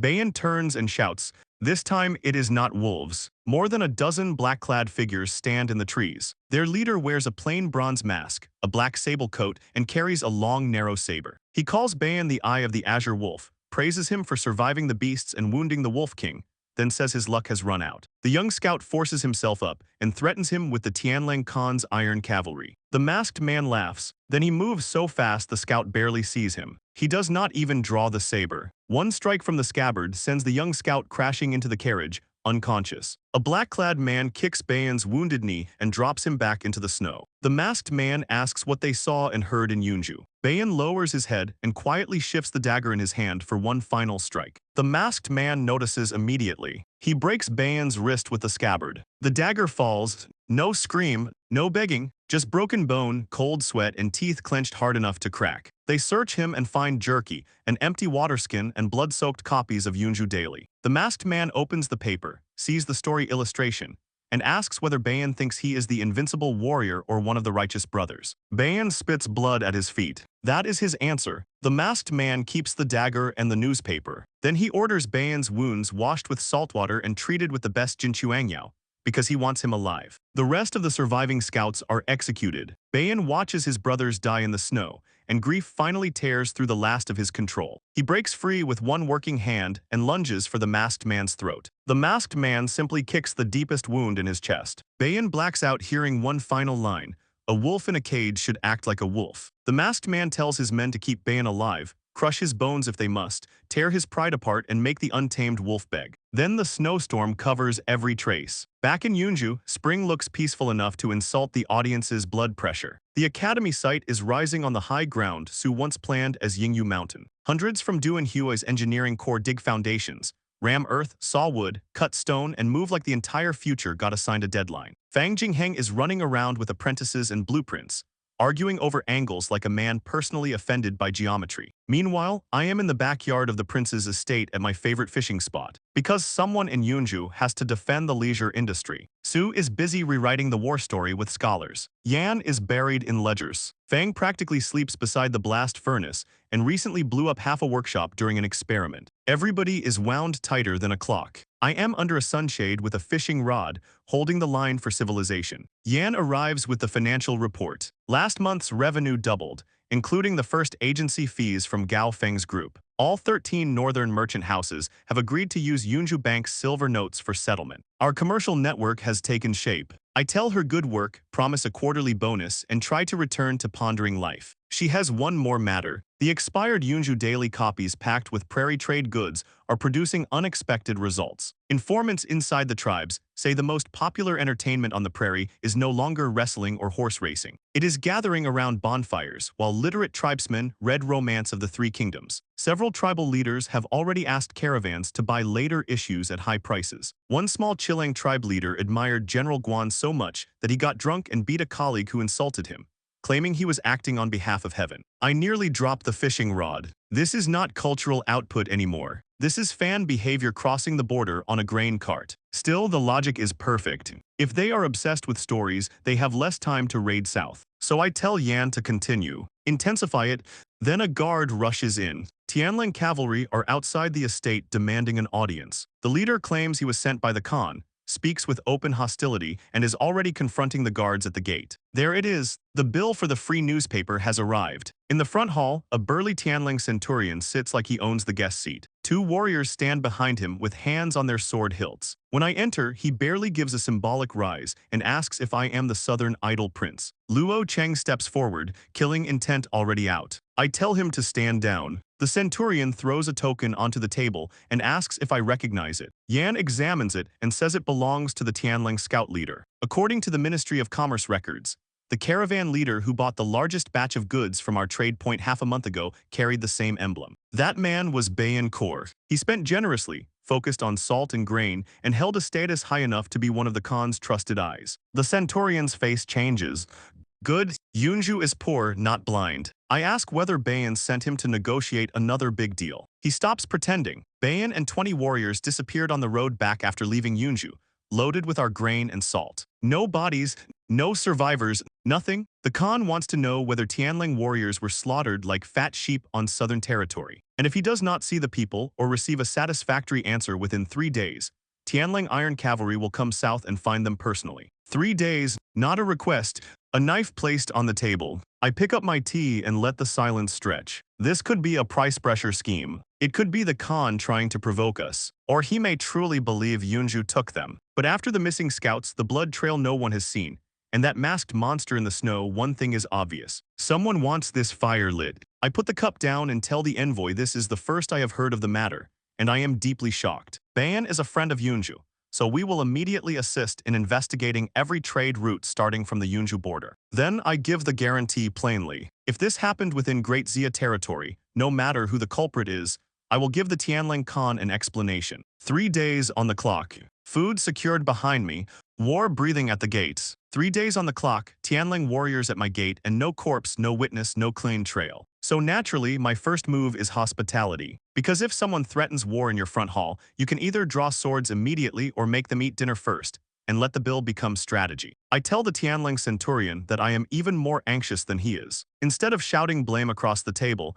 we form a joint investigation team. He leads from the Tianling side, Luo Cheng leads from mine, and we search the route together. To show sincerity, the prince's mansion covers all lodging and meals for his warriors in Yunzhou. They can move freely around the city and nearby areas, except military-restricted zones. The centurion freezes. He came prepared for threats. I gave him free room service. His deputy mutters that Southerners are cunning. Correct? Finally, someone at this meeting is paying attention. That night, Yan Hongxiu books out the best in Yunzhou and prepares a welcome banquet. The main dish is a big pot of stewed lamb. The Tianling men smell the lamb and immediately relax. Then they see round dragon pearls and golden wolf tooth club mixed into the pot, and their faces turn offended. To them, sacred lamb being cooked with things dug out of mud is basically a culinary crime scene. Then they taste it. The dragon pearl has soaked up the broth, soft and dense, cutting through the grease and making the lamb richer. Their chewing slows down. A waiter cheerfully tells them to eat more, because this is the divine dragon pearl found by our prince,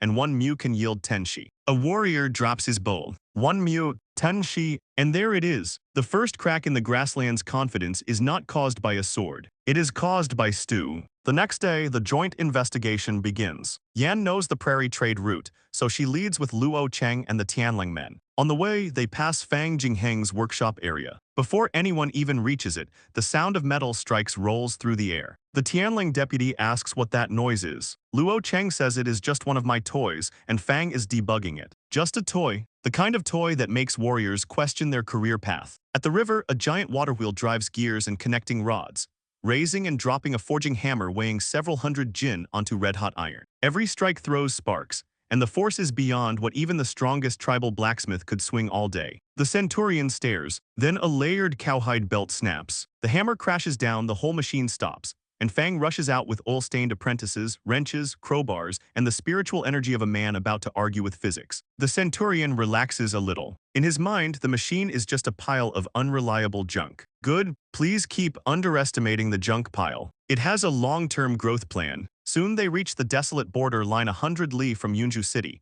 where Bayan Kor's caravan vanished. The scene is wrong from the first glance. Several bodies are scattered in the snow, damaged by wolves, but the fatal wounds are clean cuts across the throat. There are signs of a struggle, but the area is too small for a real chaotic fight. This was not a brawl. This was a professional massacre. Yan's people examine the bodies. Bayan is not among them. The carriages, the grain, and the salt are gone too. That makes the whole thing uglier. Professional killers like the Tang sect or Jianshan division would care about silencing people, not hauling away heavy carts of grain. Bandits or prairie enemies would care about loot, but their scene would be messy, loud, and full of leftovers. This scene has both assassin-clean murder and robber-style missing goods. Too perfect, which means someone designed it to be misunderstood. Cut to a dark, damp dungeon where Bayan is still alive. Not safe, alive, he hangs from iron chains, wrists above him, toes barely touching the ground. His body is covered in dark purple scars, old wounds reopened, new wounds layered over them. Two torturers take turns keeping him on the edge. Ice water, whips, ointment, not mercy, just enough treatment to stop him from dying too soon. One of them says an ordinary strong man would already have collapsed after so many days, but Bayan has only shouted a few times at the beginning and still has not begged. The other asks if their master is doing all this just for entertainment. The answer is worse. The masked man wants to turn Bayan into a death warrior who only obeys orders. So the missing scout is not dead. He is being processed. Back in my study that night, Yan and Luo Cheng report that every lead has gone cold. They searched within 10 li of the crime scene and found no carriage tracks, no large group movement, no hidden route. Luo checked abandoned mine shafts and secluded valleys. Nothing. The killers were few, highly skilled, and familiar with Yunzhou terrain. Dozens of carts disappeared like the ground swallowed them. I look at the map and ask one question. If someone wanted to hide that much grain nearby, what is the closest route? Luo points it out. North is Tianling grassland, too exposed. East goes deeper into Yunzhou, with checkpoints. West is the Blackstone Mountains. High terrain, dense forest, complicated roads. No man's land. And beyond the other side sits Qin Province, Shen Sheiyang's territory. Nobody says the conclusion out loud at first. We all smell it. The enemy does not want the grains. He wants Yunzhou and Tianling to suspect each other, then bleed each other. Meanwhile, inside the Tianling royal tent, the Khan is facing his own fire. The pro-war chiefs are shouting to march south, flatten Yunzhou, and avenge Bayan. One Chilang tribe chief is especially loud, because nothing says strategic thinking like slamming a table hard enough to scare the soup. The Khan throws an iron token onto the ground. It has been cut cleanly in half by a Yunzhou scimitar. The tent quiets. He asks one chief if his ewes are lambing. He asks another if the spring grass near the Blackwater River has even grown to a finger's height. Then he says the part everyone wanted to ignore. Their sheep are lambing. Their grass is not ready. Their warhorses survived winter, but are not fat or strong yet. And these people want to attack a fortified city that sells iron sharp enough to split their tokens. War fever cools very fast when someone mentions logistics. The Khan also understands profit better than his hot-headed chiefs. Yunzhou sells them grain and salt and makes steady money. What smart merchant murders his biggest customer and destroys his own golden bowl? The biggest beneficiary is not Yunzhou. It is the hungry wolf hiding in the shadows. So he orders the Chilang chief to take 200 elite riders and comb the northern foothills of the Blackstone Mountains. Another pro-war chief is sent west to watch the trade routes toward the western regions. And until the truth is clear, anyone who shouts for war again loses his head first. Back in Yunzhou, the study gets heavier by the hour. All clues point toward Shen Sheiyang, but all proof has been wiped clean. Yan says it plainly. Luo Cheng agrees. Su Wenheng worries that if we cannot produce evidence, Tianling anger will fall on Yunzhou. But if we accuse an imperial prince without proof, the capital will have every excuse to tear us apart. For once, I am not pretending to be sleepy. I stand by the window until my tea goes cold. Because the answer is obvious, and that is the problem. Obvious without evidence is just a fancy guess wearing court robes. Force into Qin province. Suicide. Ask the emperor. He will protect imperial face first. Explain to the Tianling Khan. He is too sharp to accept empty words. For one ugly second, I even think, maybe we just fight. Then I remember war would burn through my money, kill the second phase of my hot spring resort, and turn my retirement plan into military accounting. Absolutely not. So I say we concede. We publicly announce that Bayan and his men died in a once-in-a-century white blizzard after encountering wolves. Yunzhou pays a large compensation in money and goods, settles the matter, and moves on. Everyone looks at me like I just proposed setting the prince's mansion on fire for warmth. Su says it is a humiliation to Yunzhou, Great Xia, and the imperial family. Yan says once we set that precedent, everyone will think Yunzhou is soft enough to step on. They are right, annoyingly right. I snap back that without evidence. What do they expect me to do, conjure a culprit out of thin air? Then my own sentence hits me. Conjure a culprit out of thin air. Wait, why not? I sit up and tell them we are not admitting defeat. If we cannot find a culprit, we create the appearance of one. Su nearly loses his soul. I tell Luo Cheng to take men that night, pull a death row inmate from the prison south of the city, and bring him to the abandoned beacon tower 30 li out. Su panics because fabricating a witness and framing an imperial prince is the kind of crime that does not come with a retirement package. But I am not framing anyone's. We spread internal information only. Luo Cheng intercepted an enemy liaison point, fought hard, and captured a severely wounded assassin alive. Under interrogation, the assassin confessed that the Tang sect from Shu region hired them to cause chaos in Yunzhou. Yan immediately asks why Tang sect when the trail points to Shen Sheiyang. Because this bait is not for the public first. It is for Ash. Ash serves the Tang sect, but I have suspected for a while that his line may connect deeper. Maybe the Tang sect and Shen Sheiyang are already tied together. Maybe Ash passes information both ways. If Ash sends word and the Tang sect moves to silence the fake captive, we learn one thing. If Ash sends word and Shen Sheiyang's people panic, we learn something much better. Yan points out the risk. If Ash has no connection to Shen Sheiyang, then we only alert the Tang sect and lose the pawn. So I tell them we use two fishing lines. Covert line, feed poison bait through Ash. Overt line, if there is no movement from Shen Sheiyang in 3 days. Yunzhou Daily prints an extradition front page report saying the disappearance has a hidden story. A mysterious assassin was captured, and interrogation is underway. Vague enough to avoid naming names, loud enough to make guilty people sweat. Yan will have merchants and city storytellers spread it across the northern land. Su asks the right question. What if the enemy knows none of their people were captured and simply refuses to believe us? That is where the sleeve arrow comes in. Luo Cheng recovered the weapon shape from the wounds on the corpses.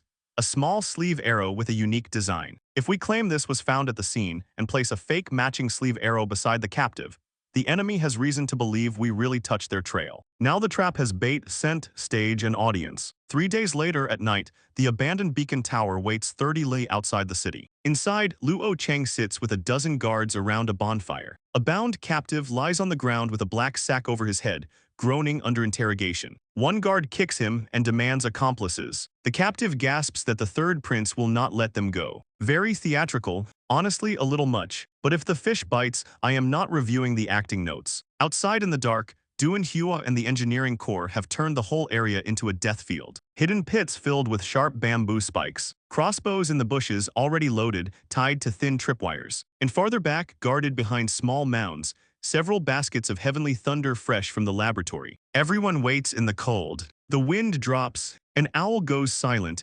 They arrive. More than a dozen black-clad figures appear 100 paces from the tower, led by the same bronze-masked man. His scouts creep close, report 11 people inside, no perimeter sentries, and an interrogation in progress. The masked man decides it is an easy slaughter. Beautiful, please sign here, initial here, and step directly into the consequences. He gives the order, surround, assault, leave no survivors. The black-clad men rush the tower from different directions. The first one crosses 30 paces. A thread snaps, dozens of hidden crossbows fire at once. Bolts rip through the dark and pin 7 or 8 attackers before they can even shout. Blood spreads across the snow, and the clean assassination squad suddenly discovers Yunzhou also knows how to prepare a welcome package. The masked man reacts instantly. Retreating would get him shredded, so he charges forward instead, dodging bolts by a breath and rushing into the beacon tower with 2 close subordinates. He kicks the side door down. Inside, he sees the bound captive, the bonfire, and 1 guard grinning at him. The masked man draws his long saber and slashes for the guard's throat. The guard does not parry. He pulls out a dark fist-sized ceramic pot, smashes it at the masked man's feet, and dives into a corner with his head covered. That is not bravery, that is training. The pot shatters, heavenly thunder blooms, white light devours the room. Then the blast hits. 1 close subordinate dies before he can scream, blood bursting from his eyes, nose, and mouth, as the shockwave throws him back. The other rolls on the ground blind and howling. The masked man had already tried to retreat, but the blast still hammers him into the rear wall. Light burns through the gaps in his mask. The sound strips away his hearing. His vision fills with spinning gold and black. Then Luo Cheng moves. He and the elite guards had been waiting in the blind spots behind the thick stone walls, outside the worst of the blast. He rushes in first and cuts down the twitching black-clad man on the ground. Outside, Duanhua roars and the engineering corps charges from the darkness, finishing the attackers wounded by the crossbows. The masked man cannot see. He cannot hear, but he can feel killing intent coming. He swings wildly by instinct. Steel meets steel. Luo Cheng catches the strike cleanly. The masked man asks who he is. Luo does not answer. He presses down, and the masked man's grip starts to fail. In that instant, the masked man abandons his saber, lets Luo's blade cut into his left shoulder, and throws lime powder at Luo's face. Luo turns away in time to avoid most of it, but that tiny delay is enough. The masked man kicks the wall foundation already loosened by the explosion. The wall breaks, he rolls through the hole and vanishes down the steep slope into the dark. Luo steps on the long saber he left behind and crushes it underfoot. Duan Huai rushes in carrying a bloody head and asks if Luo is all right. Luo crouches, touches the blood trail on the ground and smells it. The masked man is badly wounded. He will not get far. Then Luo gives the order. Count the casualties. The rest chase. Dawn finally arrives after the Beacon Tower bloodbath, and the good news is simple. We have proof. The bad news is also simple. Proof is sometimes just a disaster with paperwork attached. In my study, Luo Cheng places two things on the table: a blood-stained bronze mask and a broken long saber. He has been awake all night. His voice is rough, but his report is clean. 13 enemies killed. 2 severely wounded captives died during interrogation. The main culprit escaped.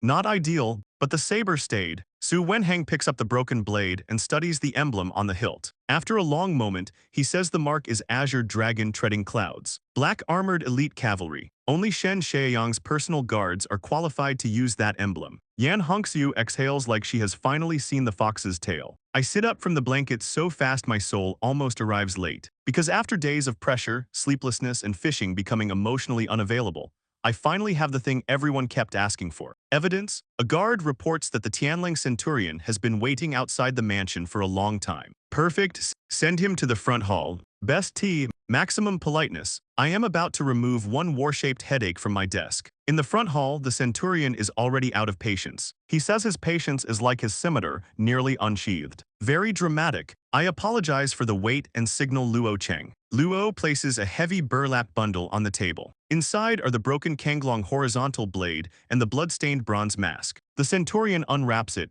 lifts the saber, and asks whose weapon it is. I tell him the person we interrogated died last night, so we did not get to ask. However, the design and the emblem look very similar to an elite unit under the third Prince of Great Xia. I do not shout, I do not accuse. I just slide the knife across the table and let the emblem talk. The Centurion understands immediately. He wraps the saber and mask back up, holds them tight to his chest, then bows low to me. He says he will remember this favor. Grassland men repay debts and avenge grudges. Then he leaves, and for one beautiful second I feel free. The plague god is gone. The ultimatum has been redirected. My fishing rod and I may yet reunite. Then Su sighs. That sigh should have been listed as a hostile action. He says I have handed a saber to the Grasslanders. My hand freezes around the teacup. Su explains that Shen Shaoyang is still a prince of Great Xia. Now the Tianlang tribe has physical proof against him. They will use it to stir trouble at the Qin province border.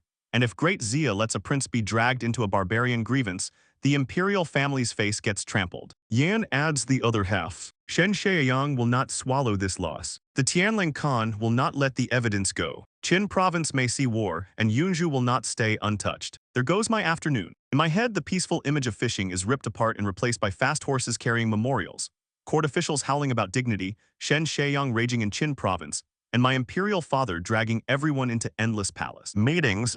The workplace has found me across worlds. My teacup slips from my fingers, hits the cement floor and shatters. Warm tea splashes my clothes. I only feel cold.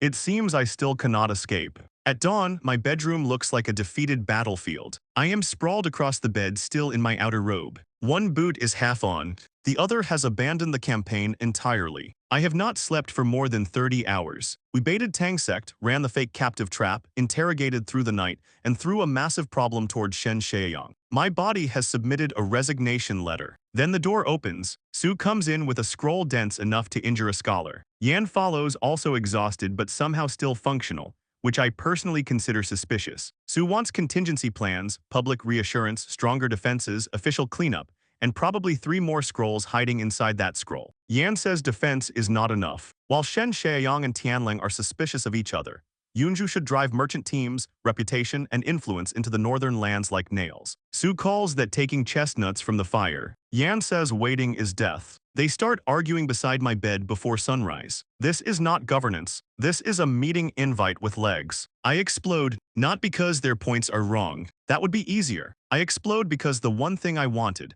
the one sacred human right after 30 hours awake, was sleep. I tell them I pacified bandits so my window would be quiet. I solved food so I would not wake up worrying about empty rice jars. I threw trouble to other people so my head could finally be empty for a few days. And now they are in my bedroom before dawn, one yelling risk, the other yelling opportunity, like two voices inside my skull refusing to clock out. For a moment, both of them go silent. They finally see it. I am not a tireless ruler. I am a man being slowly crushed by tasks. Su apologizes so hard he nearly offers 10,000 deaths. I tell him not to die 10,000 times because then I would have to write his eulogy, and that is another night without sleep. Fine, no sleep, meeting on the bed.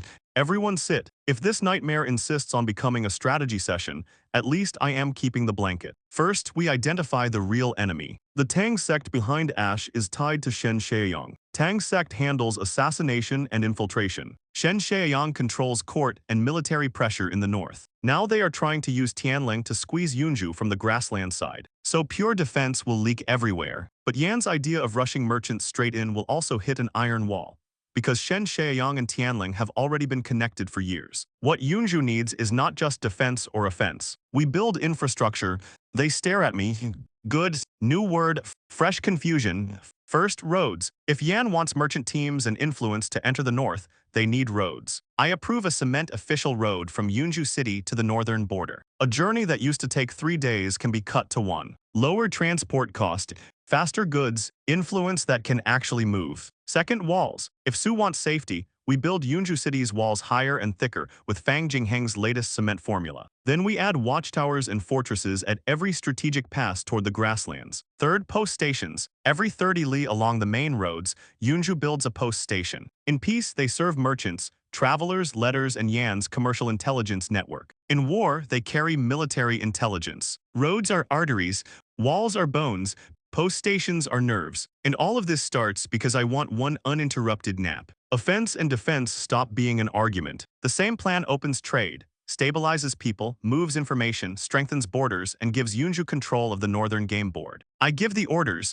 Roads and walls go to Du and Huey. Money goes to Lin Rui for budgeting, then to me for approval. Details are to be discussed outside. Then I pull the covers over my head and issue the most important royal decree of the day. Before I wake up, nobody disturbs me. Su and Yan look at each other. The argument is gone.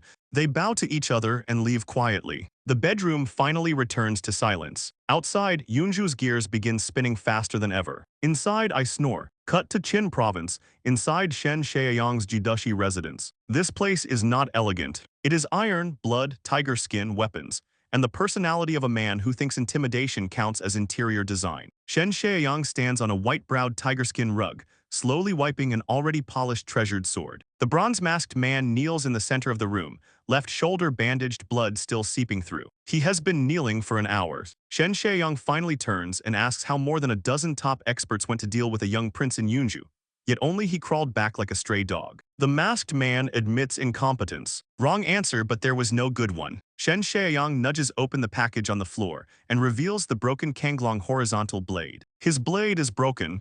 His men are dead. His face has been stepped on. Then the calm mask cracks. His original plan was simple.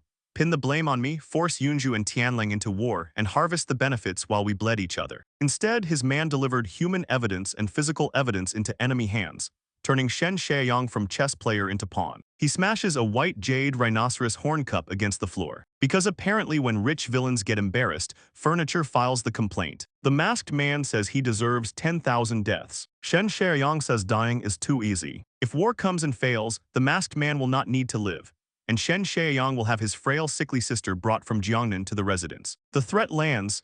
The masked man goes rigid. Then he is dismissed. He returns to the dark dungeon, where blood, rust, and mildew feel like home to him. Bayan Kor hangs in chains at the deepest point, barely breathing, old wounds and new torture layered across his body. The masked man looks satisfied, like a craftsman inspecting unfinished work. He tells the torturers to bring the brazier and branding iron. They are going to treat Bayan's disobedient wounds. In the darkness, Bayan's swollen eyelids move. When his eyes open, there is no fear in them. only the cold glare of a cornered wolf. Meanwhile, in the Tianling royal tent, the broken saber and bronze mask are unwrapped in front of the Khan and the tribal leaders. The tent explodes. The Chilang chief shouts for revenge. Others yell to flatten Qin province. The humiliation is worse now because the Tianling warriors were not just killed. They were used as pieces in a southern prince's scheme. The Khan lets them burn for a moment. Then he stands, he picks up the broken saber and asks how they want to fight. Will they attack a fortified Qin province city with horses still thin from winter? Will they cross the Blackstone Mountains and chase southern soldiers through bad terrain? Do they think war is won by shouting hard enough? The royal tent goes quiet. Then the Khan points the broken blade at Qin province and names the real move. He knows I gave him this saber to use his hands against my rival. If Tianlang rushes in brainlessly and bleeds against Shen Shaoyang, the happiest person will be the little fox in Yunzhou drinking tea and watching. Rude, accurate but rude, so the Khan chooses revenge but not war. He will lodge a complaint. The tent stares like the word fell out of the sky. Yes, the grassland Khan chooses paperwork. He orders the centurion to take the broken saber and travel day and night to capital city. Strike the Dengwen drum. Accuse Shen Shaoyang before the emperor of Great Xia of slaughtering Tianling envoys and merchants inside Great Xia territory. If the emperor protects his troublesome son, then the warrior's blood cannot be free. Gold, cloth, grain, compensation, that is the Khan's revenge.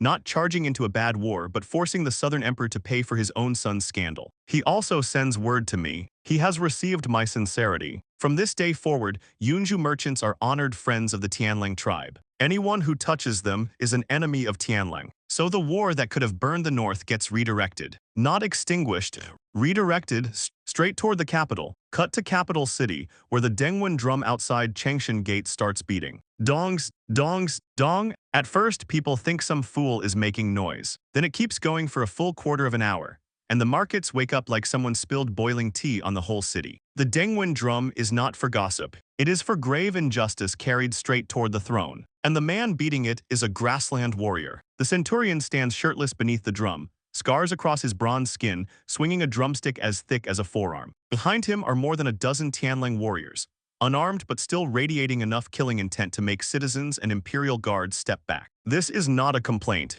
This is a public accusation with sound effects. In the Grand Tutor's residence, Prime Minister Pei Jinglu is playing chess in a warm pavilion as the drumbeats roll through the city. He barely pauses. A steward reports that the Tianling envoy accuses Shen Shaoyang of murdering and robbing Bayankor and 20 accompanying merchants at the Qin province border. There are no witnesses, but there is evidence. A broken saber from Shen Shaoyang's black armored elite cavalry and an assassin's mask. Pei Jinglu laughs softly. He calls Shen Shaoyang impatient and crude. The crown prince needs a reason to suppress a younger brother with military achievements. The emperor needs a chance to discipline an increasingly disobedient son. As for Pei, he just wants a chair, some melon seeds, and a good show. In Zichen Hall, Emperor Shen Hongzheng is not on the dragon throne. He stands at a large desk in a bright yellow casual robe, writing the character for quiet. The strokes are strong. The brush tip trembles. Then the commander of the Jianshan division, Wei Chan, appears with a secret report delivered by carrier pigeon. The emperor asks why the drum is sounding. Wei Chan reports the truths. Half a month ago, Black Crows in Qin province already reported that a small team from Shen Shaoyang's black armored elite cavalry secretly left camp, whereabouts unknown. Shen Shaoyang set a crude trap to kill and frame. I turned it around. His men failed to kill me and handed their own saber into enemy hands. The emperor slams his brush onto the desk, splattering ink across the character for quiet. So much for quiet. He calls us two wicked sons. One son invited wolves into the house to remove a rival. The other, to protect himself, threw royal dignity onto the ground for outsiders to step on. He is furious, but he understands the Tianling Khan too well. The Khan wants an explanation and compensation. The emperor sneers at the extortion, then orders the crown prince to handle the mess. Let the heir clean up after his two useless younger brothers. Then his thoughts turn to me. He says I am becoming more and more like my mother who died young, appearing detached from the world but carrying a ruthless streak in my bones. Then he gives Wei Chan one more order. Go personally to Yunzhou. On the emperor's behalf, come see me. In capital city, the Dengwen drum does not just shake the court. It reaches Changle Palace. Princess Changle Shen Yuying is sitting at her embroidery frame, working on a little spring cat chasing butterflies, when the drumbeat rolls through the palace walls. Dongs, dongs, dong. Her needle slips, blood beads on her fingertip and drops onto the butterfly wing. Her old wet nurse rushes over in a panic, but Chang'e only asks what happened outside. The answer is already spreading through the capital. Grassland envoys are striking the Dengwen drum and filing an imperial complaint against Shen Shaoyang. They say he killed their people at the border. Chang'e sits back down, staring at the bloodstain on the silk. She knows her third brother has always been impatient. Then her worry turns south. Seventh brother, do not let anything happen to you. Because in that capital full of smiling knives, she is still one of the few people actually worrying about me. A few days later in Yunzhou, I finally think the hot potato has left my hands. I am back beside the pond, tucked into my bamboo recliner, wearing a straw hat, holding a fishing rod, and chewing grass like a man who has defeated history. Shen Shaoyang should be busy raging in Qin province. The Tianlang Khan should be busy calculating compensation. My imperial father should be busy wondering which son deserves the next headache. And I, the most harmless one, should finally be free. This is called conflict transfer. Management students take notes, then burn the notes because apparently it does not work. I start planning the second phase of my hot spring resort. Bigger pool, small pavilion, iced fruit, snacks, maybe a special hot spring eye for boiling eggs. Real governance, meaningful governance. Then Lin Rui arrives. He reports that the surveying and foundation work for the cement road toward the northern border is complete. In another half-month, the first 10 li should open to traffic. The city defense reinforcement has also started. I tested another mountain blast last night, and the result was excellent, except it scared a fat pig in the west of the city badly enough to become local news. I keep my eyes closed and hum. Everyone is capable. Everyone is productive. Please let me sit here and be useless in peace. Then a guard runs in. Someone from the palace has arrived. An imperial decree. My body freezes so hard the fish probably feel it. In the front hall, an old eunuch stands with a bright yellow scroll.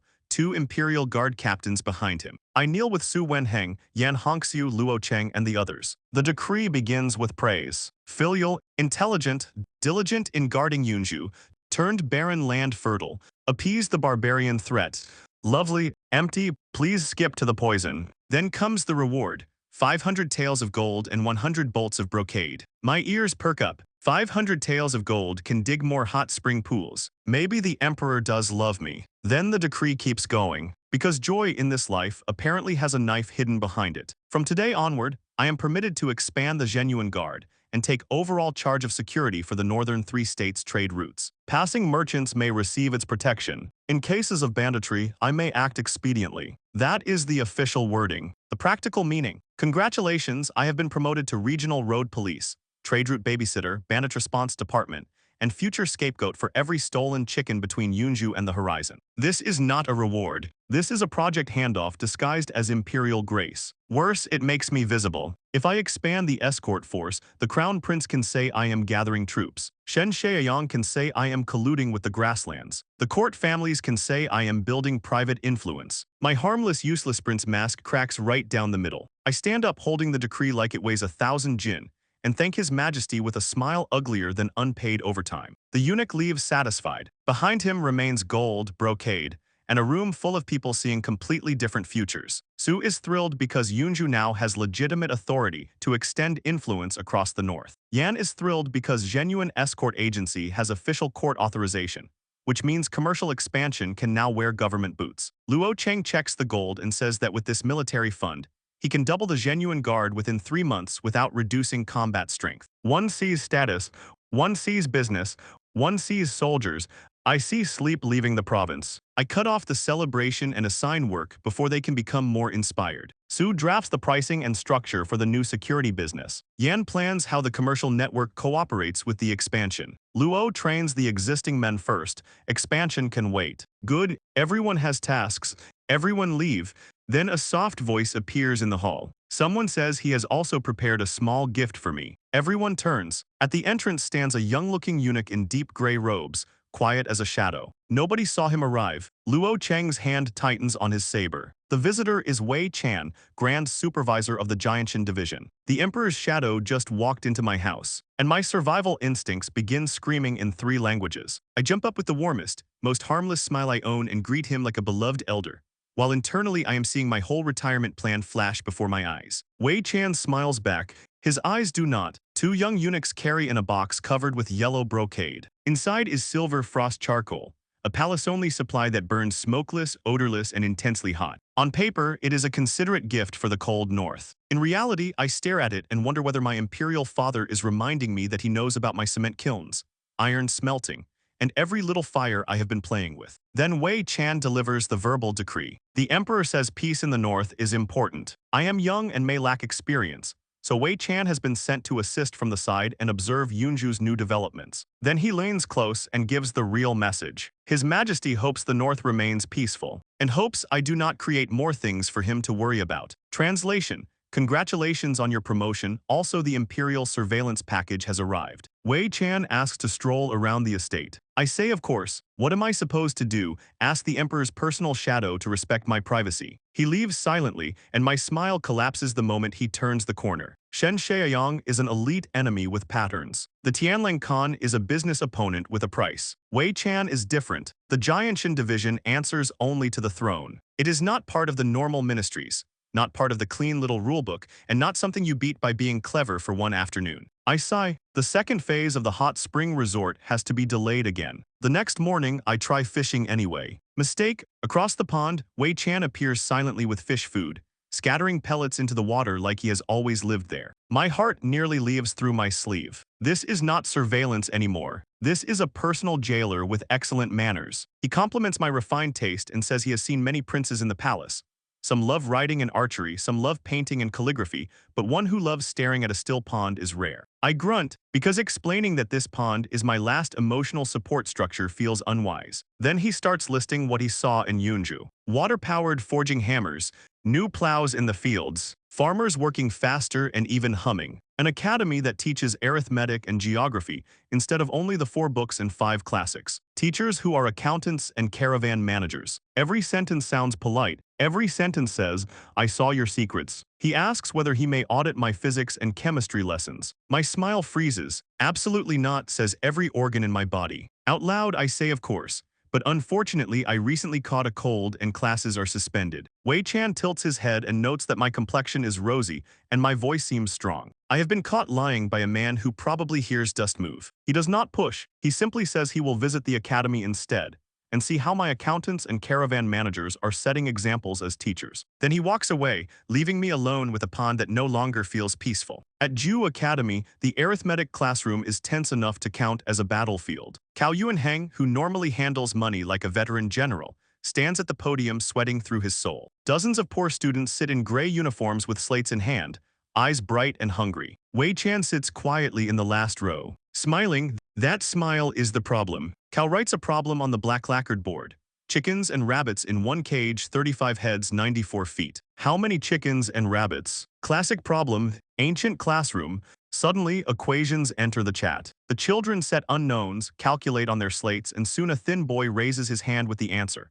23 chickens and 12 rabbits. Cao explains linear equations in a simple way, using the method I taught him, and the students actually understand it. Wei Chan says nothing during class. That is somehow worse. Afterward, he asks the boy whether learning arithmetic is interesting. The child nods hard and says if he learns well, he can work in the prince's estate accounting office and earn money so his mother can eat meat every meal. Wei asks if it is only for meat. The boy straightens and says no. His Highness said that if they learn mathematics, physics, and chemistry, they can go anywhere in the world without fear. They are learning skills to create better things for His Highness and for Yunzhou, so everyone can live well. For the first time, Wei Chan's smile falters. Good child, he says, you have ambition. Cut to the Eastern Palace in capital city, where Crown Prince Shen Rui is playing chess with Prime Minister Pei Jinglu. The Crown Prince worries that Shen Shaoyang's case has spread too widely. The whole capital is talking about the royal family losing face and foreign envoys daring to bully Great Zia. Pei calmly takes his pieces and tells him not to be soft. Shen Shaoyang has military achievements and has always been a danger. Now he has made a mistake and handed them a weapon. The Crown Prince should impeach him for lax military discipline and poor leadership, then use the case to investigate Qin Province's army and remove Shen Shaoyang's confidants one by one. It is not about killing the tiger today. It is about pulling teeth while the tiger is stuck. Then a steward arrives with palace news. The emperor has issued an edict. Shen Rui must personally form a royal investigation delegation, go to Qin Province, investigate Shen Shaoyang's ambush of the foreign envoy, and appease the Tianlang tribe. The crown prince freezes. Pei closes his eyes and understands immediately. The emperor is driving one tiger to swallow another wolf. If the crown prince judges lightly, he loses prestige. If he judges harshly, he violates brotherly ethics and deepens the faction fight. Either way, the emperor keeps both sons under control. Shen Rui panics.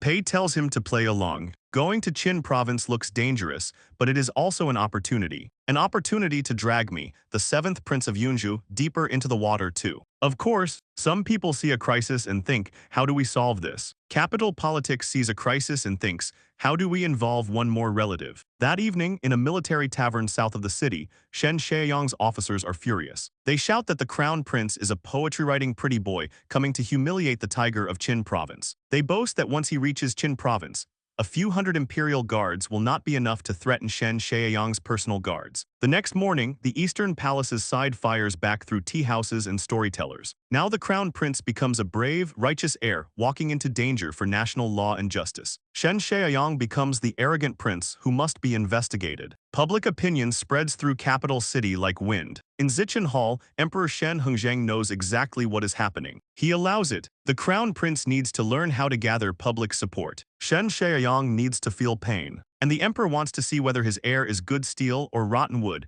when placed against Qin province's whetstone. But what truly interests him is me. His sickly 7th son, who seemed useless in the capital, somehow started stirring up the entire north after reaching Yunzhou. Back in Yunzhou, I am not enjoying breakfast. The porridge is excellent. Minced meat, scallions, new rice, perfect texture. Normally, this bowl could heal several emotional wounds. Today, it tastes like responsibility. Opposite me sits Wei Chan, eating the same porridge with quiet delight. He compliments the chef, then asks whether I am unhappy with His Majesty's reward. I immediately put on the face of a loyal, weak, terrified son. Of course, I am grateful. I am only afraid my talent is shallow, and I cannot bear such heavy trust. Wei Chan listens with that gentle smile. Then he compares me to the porridge. Rice, meat, water, fire. Simple ingredients, but the heat and timing have to be exact. Too much, it burns. Too little, it stays raw. Then he says my broken saber move was the same. I gave Tianlang confidence to challenge the capital, removed myself from the trouble, and dug a huge pit for Shen Shaoyang, all while keeping my own kitchen clean. One bowl of porridge, 3 flavors. My back goes cold. He saw everything, so I drop the act.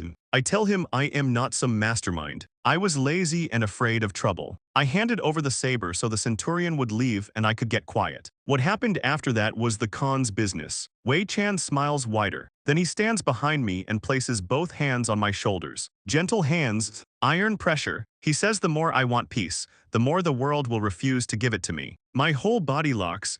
Then he says he did not come to cause trouble. I almost forget how breathing works. Wei Chan explains that His Majesty sent him to see Yunzhou with his own eyes. And he has seen enough. He saw water-powered forging hammers. He saw divine grain yielding 10 shi per mu. He saw poor students in Ju Academy whose eyes were shining because they wanted to create better things for me and Yunzhou. Before coming, he thought I only had clever tricks and luck. Now he believes I can truly carry the heavy responsibility the emperor gave me. Then he brings in the real gift. 2 young eunuchs carry a long Zitten wood box. Inside is a scroll, a map, not a normal map. It is drawn on soft sheepskin and marks every mountain, river, city, bandit nest, local power, escort agency, and trade route across the northern 3 states. This is not paper. This is an operational sandbox for the entire north, built from Imperial and Jianshan Division intelligence. Wei Chan says since I want to cook porridge, I cannot be left without good rice. This map is the new rice His Majesty gives me. Then he explains the real national problem. Every year, the treasury spends huge silver filling the military hole in the north and appeasing arrogant soldiers and generals. Jiangnan taxes have already been raised 3 times, but the gap keeps growing. Shen Shaoyang is brave, but he is a heavy sword that only slashes. He consumes resources and destroys, but does not build. The crown prince is benevolent, but benevolence cannot fill soldiers' stomachs or calm grassland wolves. Only I might bring real peace to the border. He places the map in my hands. His task is complete. He leaves for the capital tomorrow. I can stop being nervous and develop Yunzhou freely. Then he smiles, bows, and leaves as silently as he came. For a few breaths, I just stand there holding the map. He left. That was it. I pinch my thigh. It hurts, so it was real. Relief floods through me so hard I almost collapse. I thought the Emperor's most terrifying shadow had come to peel my skin off, but apparently this was a background check. A final round interview, and somehow I passed. I sit down, grab the cold porridge and gulp it like medicine. For one tiny moment, I think this is good. Wei Chan has inspected Yunzhou, he is satisfied, and maybe I can finally have peace for a while. Then I look at the map in my hands. The full northern 3 states. Roads, powers, bandits, trade, military holes, court expectations, imperial trust. My smile dies, because this is not freedom. This is the emperor handing me the whole northern problem and calling it rice. And in the empty dining room, I can only curse from the bottom of my soul. The emperor's gift sits on my table, and the more I study it, the more I understand the problem. This is not a map. This is a full northern server admin panel. Every mountain range, every river, every county, every mine, every trade route, every escort agency, every local magnate, every new power all marked with terrifying detail. Even which garrison commander belongs to Shen Shaoyang, and which county magistrate leans toward the crown prince is written in colored notes. If Shen Rui had this, he could draft 100 plans to weaken the feudal lords overnight. If Shen Shaoyang had this, he could clean out every dissenter in the north and weld the whole region into his personal iron box. And somehow this thing lands in my hands. The man who only wanted a hot spring, a quiet lunch, and maybe the legal right to not be useful before noon. I stare at the map and feel my face go pale. I wanted to delete my accounts. The system made me administrator. Then Su Wenheng, Yan Hongxiu, and Luo Cheng arrived together, which is already bad because no peaceful event begins with all 3 workaholics entering one room. They see the map, instant transformation. Su nearly glows. He traces the counties, population records, taxes, and official structures, calling it a divine artifact for stabilizing the country. Yan ignores all the civil administration and locks onto mineral nodes and trade lines. She finds a hidden smuggling route from Yunzhou toward the western regions, then spots an unmined open-pit iron ore deep in the Blackstone Mountains with astonishing reserves. To her, this is not a map. It is a treasure chest with roads drawn on it. Luo Cheng studies the military flags and goes quiet. Then he says if the map is real, Shen Shaoyang's forces in the north are 3/10 more than we estimated. But his defenses have flaws. There it is. One man sees governance. One woman sees profit. One commander sees where to hit people. And I see 3 people preparing to ruin my entire year. They start circling the map like predators. Su wants documents and administrative integration. Yan wants alliances and economic entry points. Luo is already silently building strike plans in his head. I try to make them calm down. Nobody hears me. Yan points at Pingyang County, where the prefect belongs to the crown prince, but the salt and iron monopoly is controlled by Shen Shaoyang's people. She wants to use the economic angle. Su argues for formal documents first, courtesy before force. Then a guard interrupts. Someone outside requests an audience. A young lady from Shu region. No calling card. She says her surname is tied to the Tang sect, and she knows I have a very special kind of firework. The room goes cold, because apparently assassins have discovered customer service and started using the front door. Yan and I exchange one look. Heavenly thunder. The Tang sect failed to steal it, failed to reverse engineer it, and now one of their people has come politely asking to talk business. I tell the guard to let her in. In the main hall, the Tang sect envoy walks in. She is not the murderous shadow I expected. She looks 17 or 18, dressed in fine shoe brocade with silver bamboo leaf patterns, carrying herself like clear water over stone. Very calm, very clean, very dangerous. She greets me respectfully and takes her seat. Her eyes sweep across the hall. Me, Yan, Luo Cheng, and the map we were stupid enough to still have out. Su reacts faster than anyone. The old scholar moves like his knees just received imperial funding, rolls up the map, and hugs it to his chest. Good, at least one person in this room remembers we are holding the North's life insurance policy. I ask why she came. She says she wants to discuss business. Not salt, not iron. The grand firework display I set off for the Tang sect members at Po Shan Temple. The air tightens. Luo's hand is already on his saber. The envoy acts like she does not notice and offers 3 pieces of sincerity. First, Tang sect intelligence across Shu region. Court movements, martial arts secrets, anything I want, delivered within 3 days. Second, rare ores unique to Great Xia for weapon forging, supplied to Yunzhou at cost. Third, she knows my rift with Shen Shaoyang, and she knows he is close to certain people inside the Tang sect. From now on, the Tang sect can remain neutral and stop joining disputes between us. Maybe at necessary times, they can even assist me. That offer is beautifully packaged, which is exactly why it smells poisonous. They are not choosing a side. They are buying insurance from both sides and calling it cooperation. Still, muddy water can be useful if you are the one stirring it. So I smile and tell her the firework was an accident from an alchemy furnace explosion. The formula is incomplete, unstable, and not presentable. I need time to consider. She accepts that and says she will stay in Yunzhou for a few more days, waiting for my good news. Translation: I am not leaving until you decide how dangerous you want this relationship to become. As Yunzhou gains one uninvited guest, another procession is crawling toward Qin province. Cut to the crown prince's convoy. Flags, carriages, guards, ceremony, the whole moving palace performance. Inside the biggest carriage, Shen Rui leans against cushions, face gloomy. His aide says they will reach Qin province in a few days. Shen Rui is not worried about distance. He is worried about the show of force Shen Shaoyang will prepare. The aide says Shen Shaoyang would not dare openly humiliate the crown prince under imperial decree. Shen Rui understands the assignment better than that. The emperor did not send him merely to investigate a case. He sent him to blunt Shen Shaoyang's claws. If he fails, his prestige falls. If he pushes too hard and causes a mutiny, he becomes the sinner who broke the imperial clan. The carriage may be luxurious. The seed is still a trap.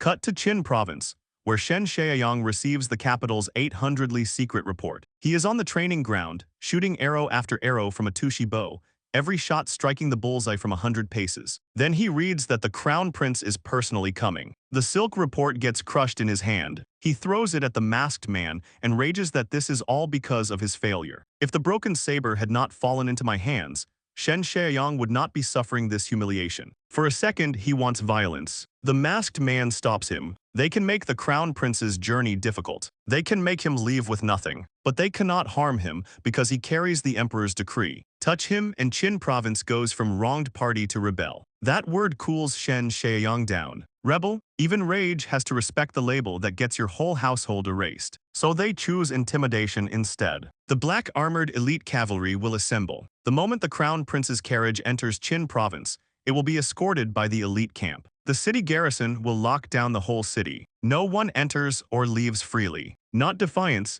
just hospitality with swords. Then Shen Shaoyang asks about Yunzhou. The masked man reports that Wei Chan reached Yunzhou, delivered the imperial decree, granted me authority over northern 3 states' trade route security, and gave me a detailed northern map. Shen Shaoyang's face turns colder than ice. Now he knows the emperor did not just scold him. He fed me, he laughs with poison in his throat and says he underestimated me. Then the masked man returns to the dungeon. Bayankor is still hanging in chains, barely breathing. The record lists days of torture. Flogging, water torment, bone-piercing needles, every cruel method they could stack without letting him die. The masked man tells Bayan he was just scolded like a dog, and it is thanks to him and the sickly fellow in Yunzhou. Bayan's swollen eyes open a crack. Still no surrender. The masked man enjoys that too much. He says pain is the best teacher. It teaches fear and despair. Then he takes a red-hot iron tong and brings it toward Bayan's chest, curious how much will remains after the body is destroyed. There is no joke here, only heat, chains, and a man they are trying to break. Soon after, Shen Rui's convoy reaches Qin province. Before the city even appears, the show of force arrives. A black line rises on the horizon. Hundreds of cavalry in black armor stand across the official road like an iron wall. The armor shines cold. War horses breathe white mist. Every rider carries the stillness of someone trained to kill on command. The eastern palace guards tighten instantly. The crown prince's aide turns pale. The black-armored elite cavalry is Shen Shaoyang's sharpest blade,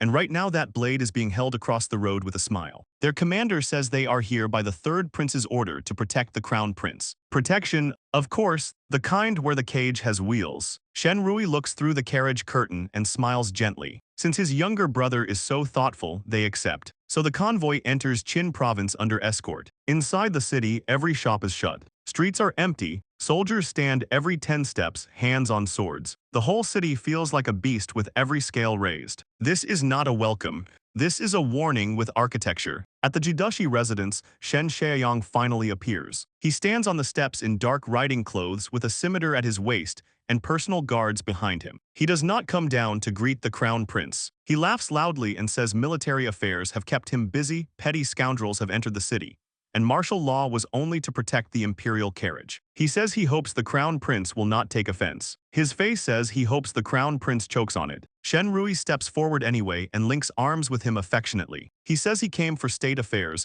and minor matters are not worth mentioning. He even says Shen Shaoyang has guarded the frontier, shed blood for the country, and now suffers injustice from petty people. For a second, Shen Shaoyang is startled. Then he laughs and grips Shen Rui's wrist hard enough to turn the knuckles white. Brotherly harmony, with joint damage, they enter the hall arm in arm, as if the martial law and cavalry intimidation were just a misunderstanding between loving relatives. Inside, the servants are dismissed. Only the masked man remains behind Shen Shaoyang, and one trusted Eastern Palace aide remains behind Shen Rui. The warmth vanishes. Shen Rui asks about the broken saber. Shen Shaoyang slams the table and begins performing injustice at full volume. Since being enfeoffed in Qin province, he says, he has guarded the frontier and fought the Tianlang tribe in no fewer than 10 battles. His soldiers' blood has stained Qin province. How could he collude with them to frame me? Then he flips the entire story. He says, I am the mastermind. I secretly colluded with the Tianlang tribe, first lured Qin province's craftsmen away,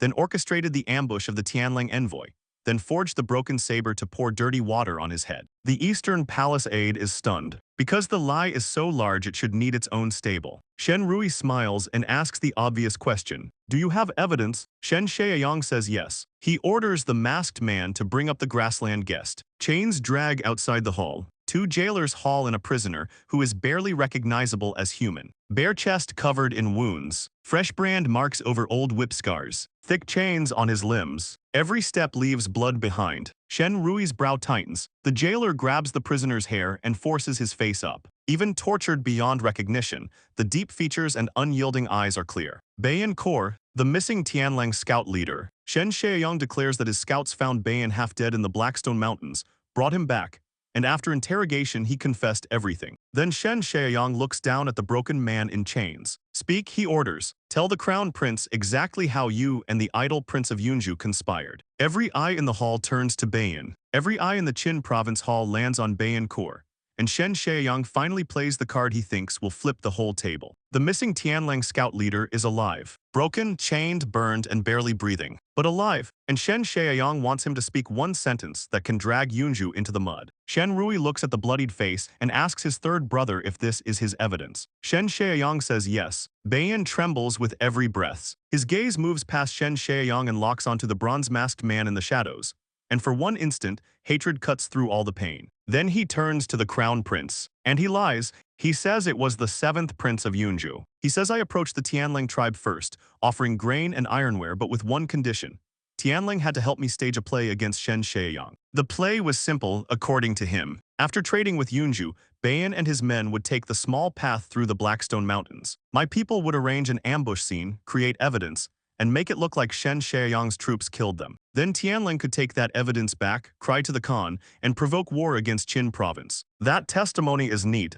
Too neat. The Eastern Palace aide cannot hold back and calls it nonsense. A tortured prisoner covered in wounds, speaking under obvious pressure, cannot be used to accuse a prince under Great Xia law. Correct? Also, extremely brave to say inside Shen Shaoyang's house. Shen Shaoyang turns on him at once and asks when a pen-pushing servant got the right to interrupt princes. The aide tries to stand on duty and court dignity. Shen Shaoyang reminds him that in an army, someone who talks back to a commander would already be dragged out to feed the dogs. Shen Rui gently pulls the aide back. He does not explode. He smiles. That is probably worse. He says the aide was only worried his elder brother might be misled. Since they are investigating a case, both witness and physical evidence matter, and doubts must be asked clearly. Then he kneels beside Bayan and asks the question Shen Shaoyang does not want anyone to look at too closely. If it was only a play, why did all your companions die? And why did you end up in my third brother's hands? Bayan shakes with real anger this time. He says I tricked them. I promised no one would die, but the men I sent attacked with killing intent,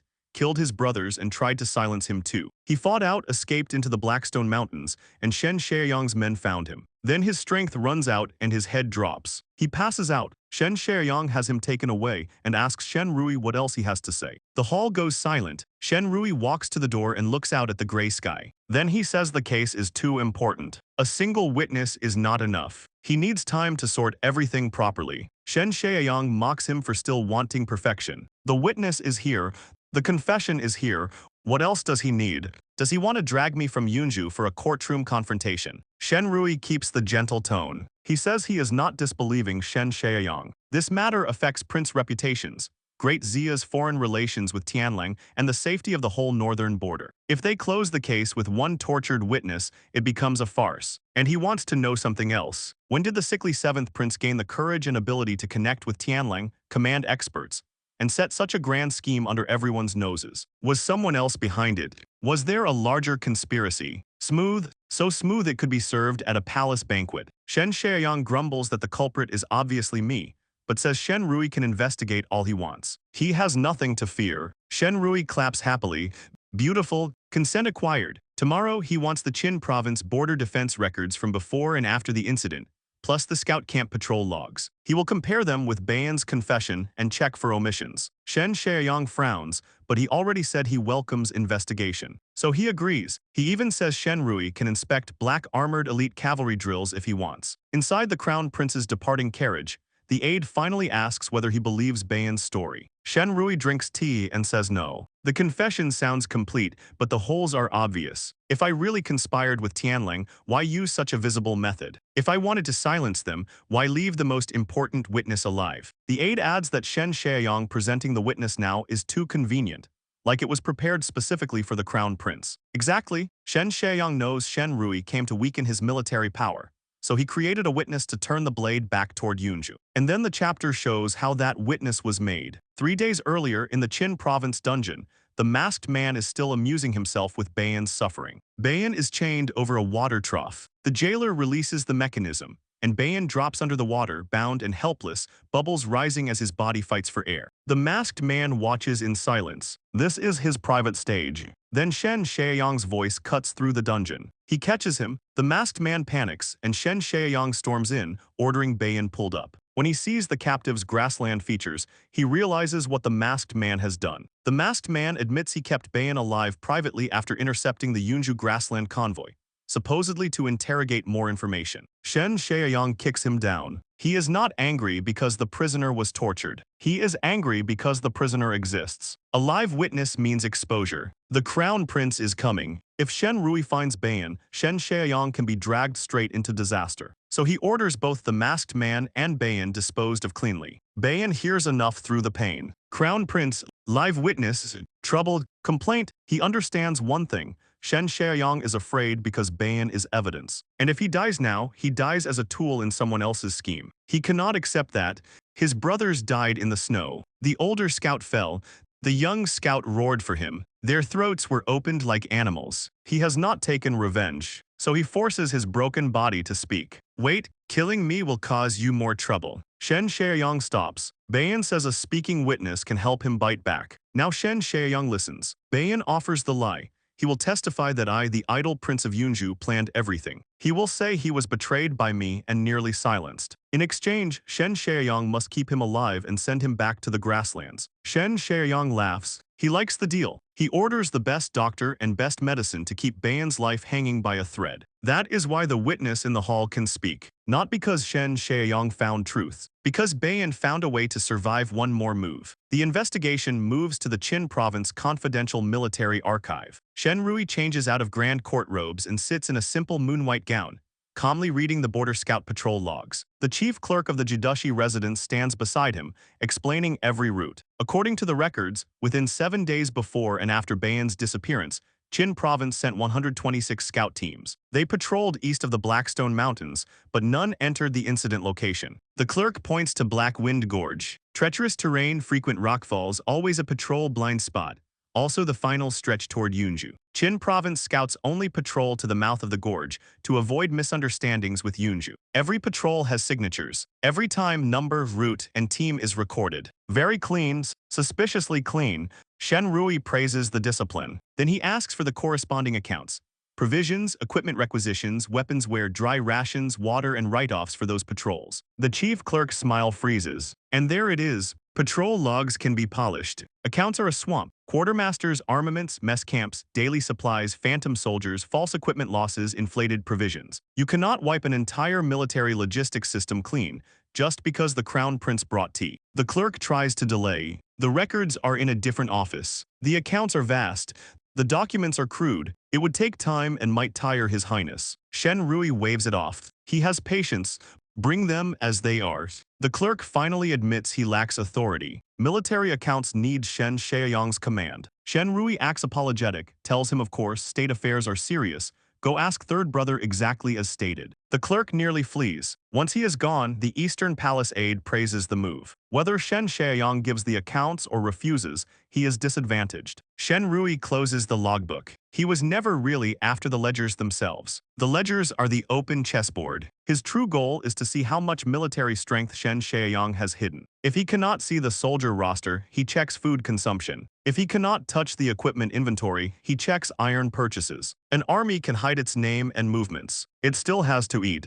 It still needs weapons, and Shen Rui has time. Back in Yunzhou, I have 3 perfect days. 3 whole days, 72 sacred hours. Wei Chan is gone. Shen Rui and Shen Shaoyang are busy circling each other in Qin province. The Tang sect is waiting for word from its side. My own overachievers are all occupied. Su has locked himself in a study with the imperial map, revising some terrifying thing called the Yunzhou and Northern Three States 5-year development plan outline. Yan is traveling through the Northern Three States, signing agreements and rebuilding the commercial intelligence network. Luo Cheng trains recruits outside the city. Duan Huai sweats over the official road to the border. Everyone has work, which means I can finally perform the sacred duty of doing absolutely nothing. At 9:45 in the morning, I am in a new bamboo pavilion on the back mountain of the prince's estate, sunk into a soft recliner. An orange cat lies belly up on me, purring like it has achieved enlightenment. Bamboo curtains filter the sun. Wind chimes ring softly. There is fruit, osmanthus wine, spring breeze,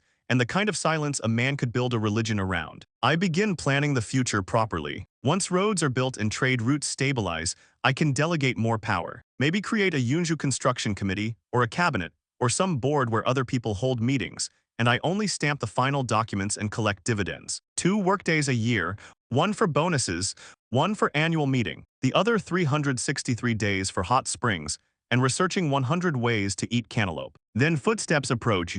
Of course, Duan Huai appears, huge body, conflicted face, clearly carrying both good news and new trouble. I ask if the road dug up gold again. Not gold, close. The cement official road has become the darling of the Northern Three States. It is not even fully open yet, but merchants are already fighting over land along it. They want shops, inns, houses, estates, freight yards, anything with a roof and a road view. Several groups nearly came to blows over one intersection. Infrastructure has created property speculation. I am so proud and so tired. Duan admits the problem. Illegal occupation, random building, people blocking planned drainage ditches. He builds roads, he cannot manage land chaos. So I sit up and let the hated project manager part of my brain wake up again. Unified planning.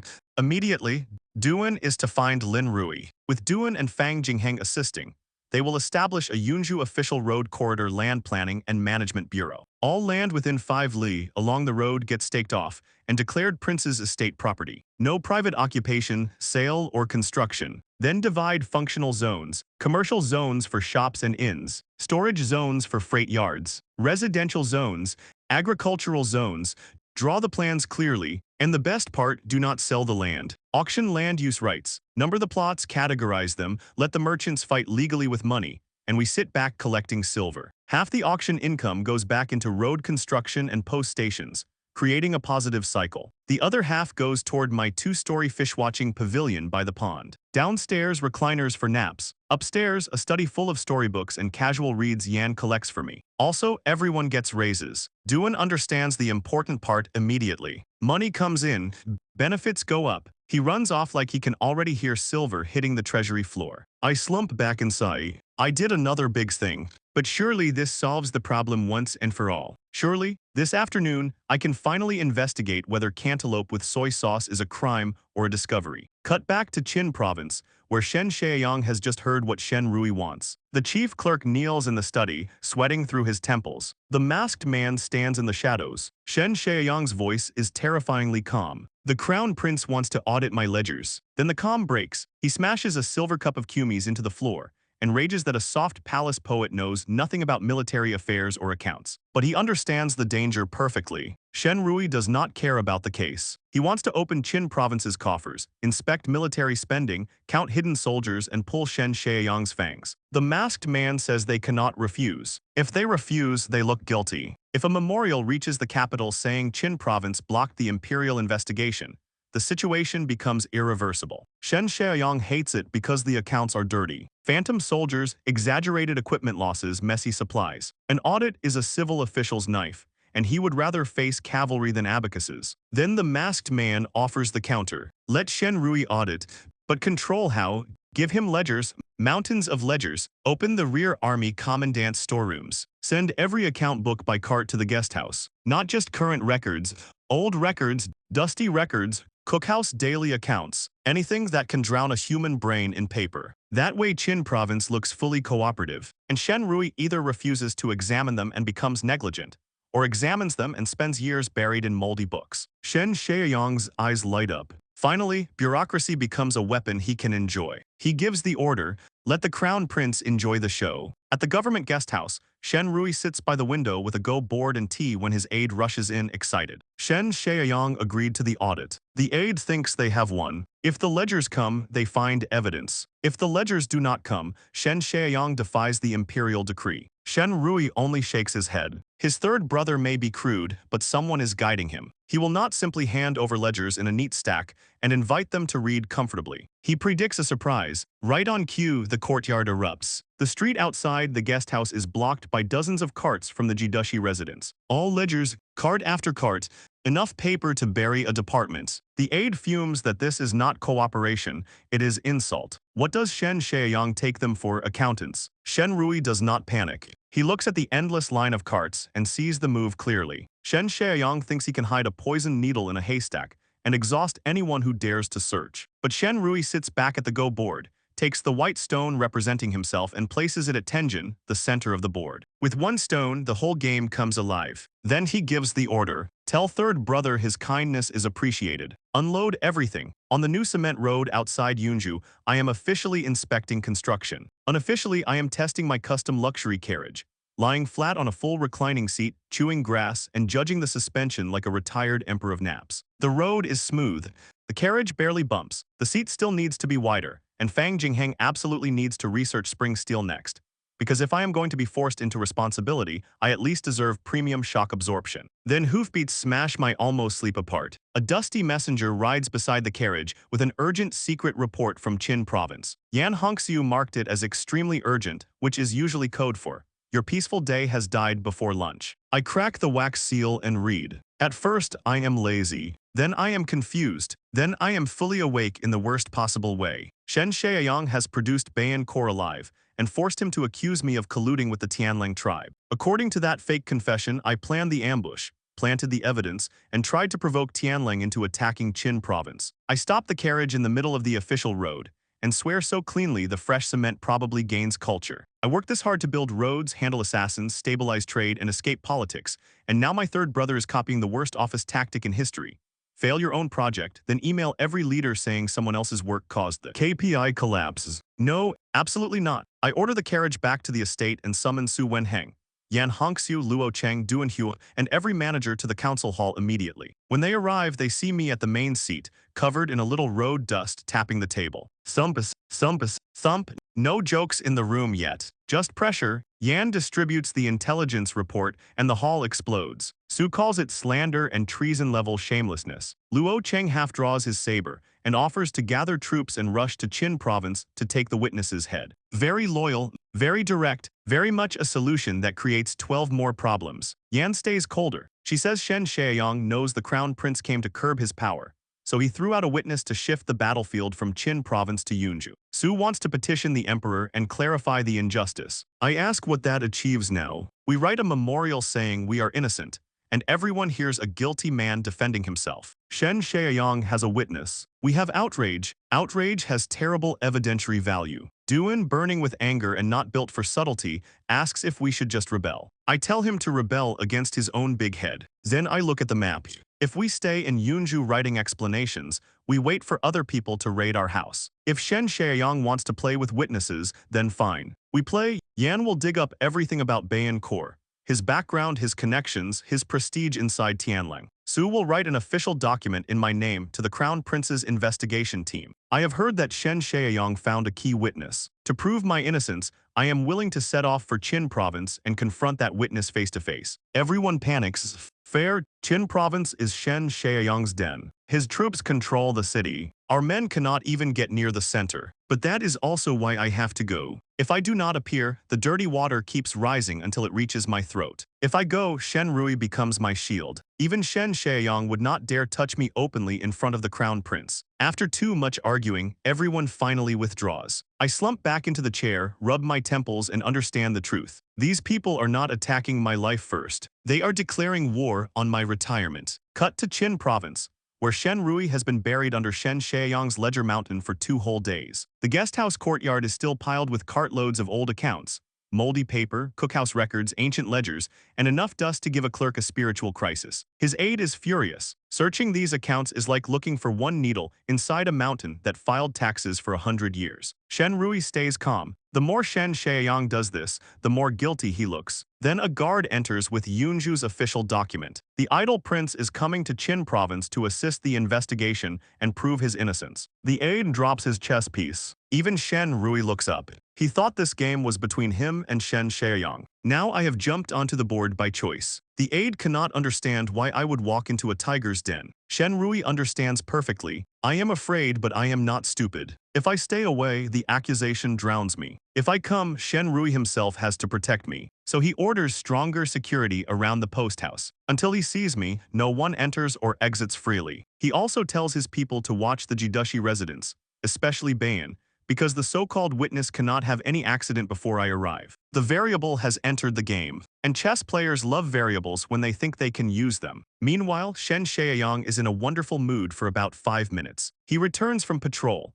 asks whether the crown prince is drowning in ledgers, and the masked man happily reports that the civil officials are in utter confusion. 2 days in, they have barely counted the first cart. Shen Shaoyang laughs. Then the masked man gives him the Yunzhou news. I am coming. The laugh dies, weapons die next. Shen Shaoyang kicks over a rack of blades and rages that I actually dare enter Qin province. He grabs the masked man and demands to know where a weak, sickly prince got the nerve. Then he decides it must be Shen Rui's scheme. The crown prince must think auditing accounts is not enough, so he wants to bring me in and make us 2 brothers fight face to face while he benefits. Not completely wrong, not completely right either, which is the fun part. Shen Shaoyang decides to let me come. He wants to see whether the crown prince's retinue is stronger or his blade. Then he orders the masked man to go to the dungeon and remind Bayan that the idol prince of Yunzhou is coming to confront him. Bayan must clear his head, rehearse every word, and make no mistakes. If he slips even a little, Shen Shaoyang will teach him what it means to wish for death. Cut to capital city,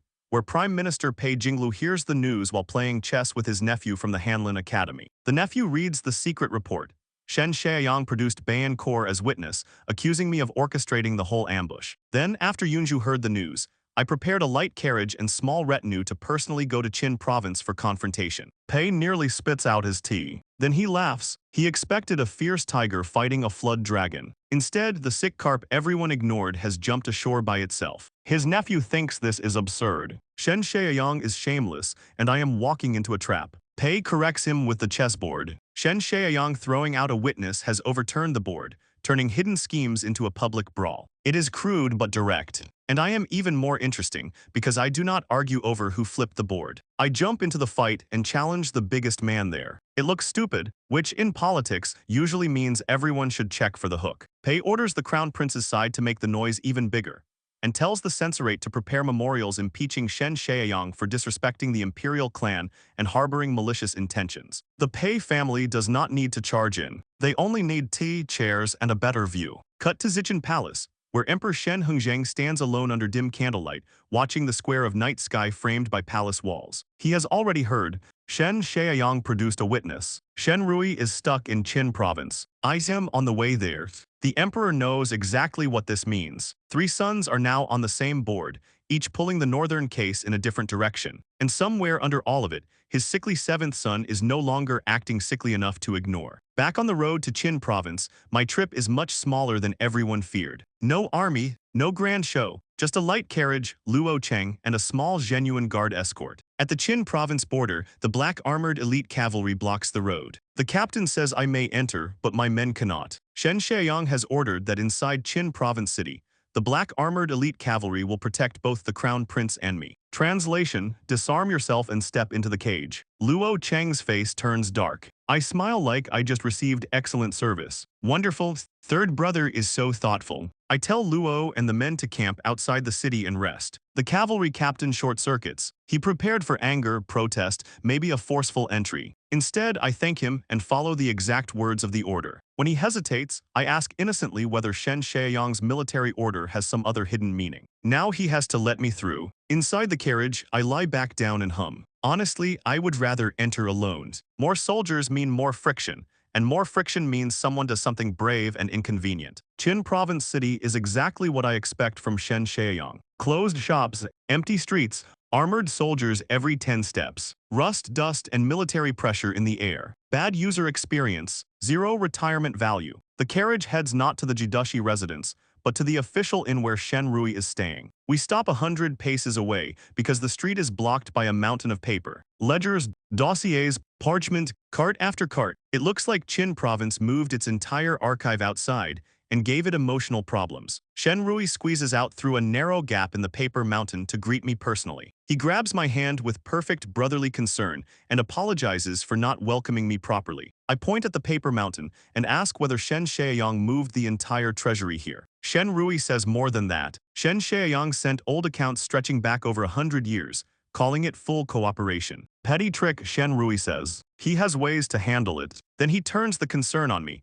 scolding me softly for being reckless and walking alone into danger. I immediately play my roles. Eyes red, voice wounded. Crown Prince, I have been wronged. I was serving the court, loyal to Father Emperor trying to manage Yunzhou, and now Shen Shaoyang frames me for colluding with the enemy. If I do not come personally, that crime will follow me for life. Shen Rui pats my hand and says with him here, I will not suffer injustice. Very touching, very polished, very useful to both of us. He orders the Eastern Palace Guards to take full responsibility for my safety from now on. No need to trouble the black armored elite cavalry. And just like that, the cage gets a second lock, but at least this one is holding the first lock back. That night, Shen Rui visits my room uninvited. The place has been redecorated with Persian carpets, incense, pastries, and excellent dragon well tea. The Crown Prince really does know how to make danger comfortable. He dismisses the servants and asks if I have confidence for tomorrow's confrontation. I say I am upright and fear no shadow. The witness must be coerced,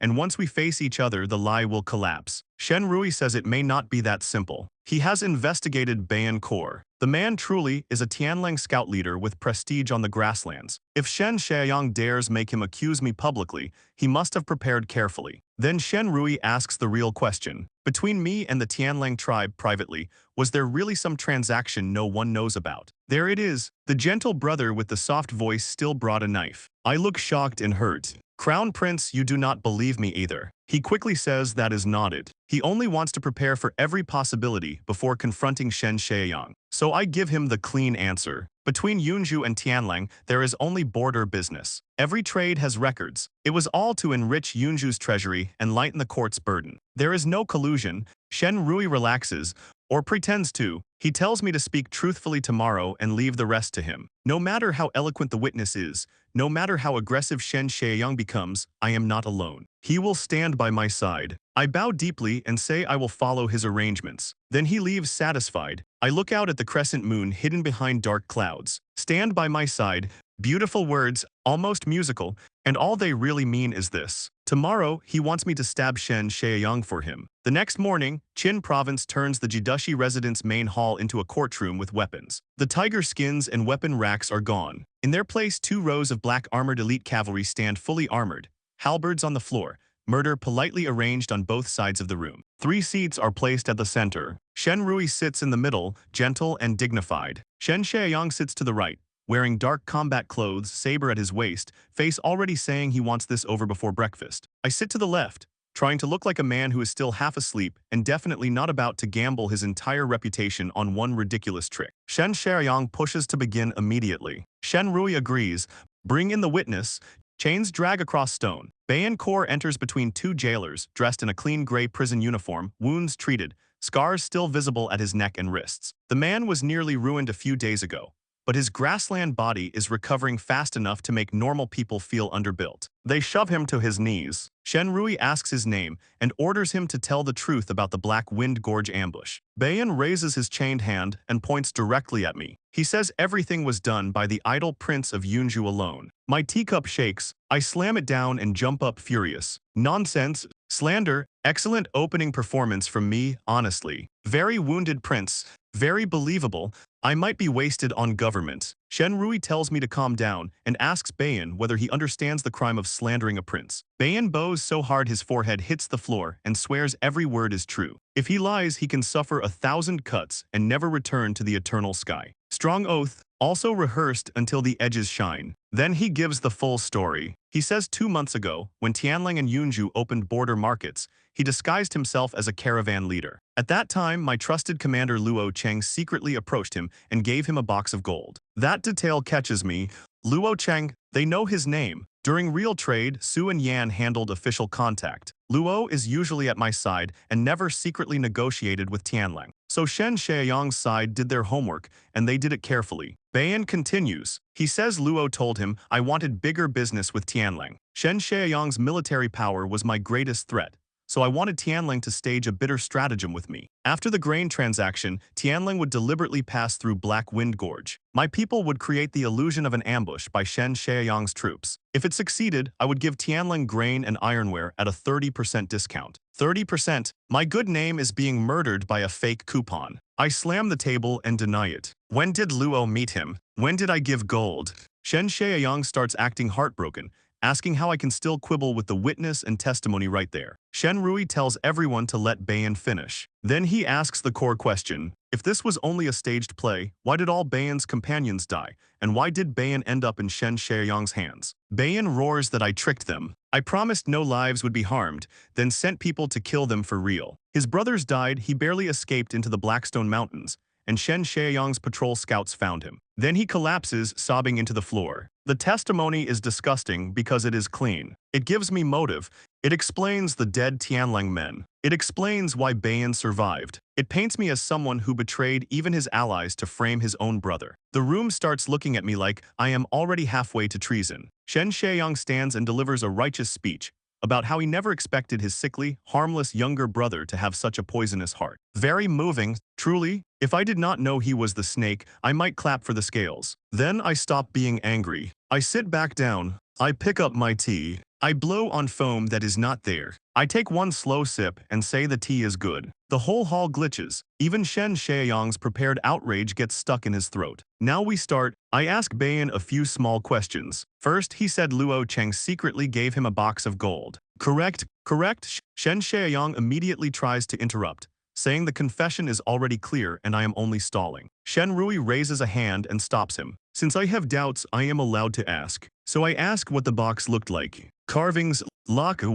Wait, Bayan says it was a common black lacquered wooden box. Very heavy, nothing special. Translation, he has no idea. Second question, where did he meet Luo? He says a secluded courtyard in Yunzhou City, with only the two of them present. Perfect, no witness, no proof, just him saying words. I turn to Shenrui and point out the obvious.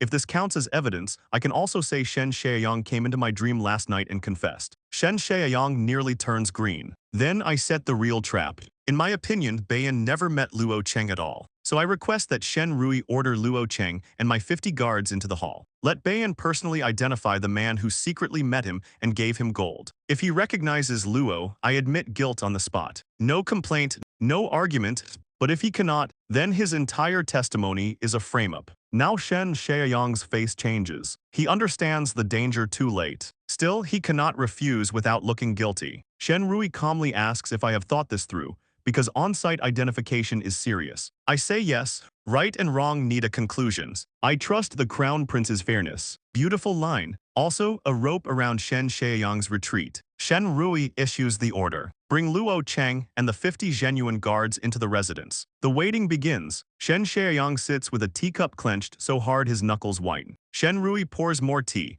comfortable as a man watching someone else step into a pit. I yawn and inspect the ceiling carvings, because if I look too relaxed, it makes Shen Xiaoyang suffer more. Inside, though, my heart is not calm, because if Bayan somehow guesses correctly, I am cooked. So when the guards arrive, I step outside first. Tiny detail, major difference. When 50 genuine guards file into the hall, they kneel and report in one voice. Even the black armored elite cavalry looks surprised by their discipline. Shenrui notices too. Good, let everyone see Yunzhou does not only produce newspapers and potatoes. I point to the guards and tell Bayan to identify Luo Cheng. He has one chance. Bayan stands slowly, chains dragging, sweat already soaking through his prison clothes. He studies every face.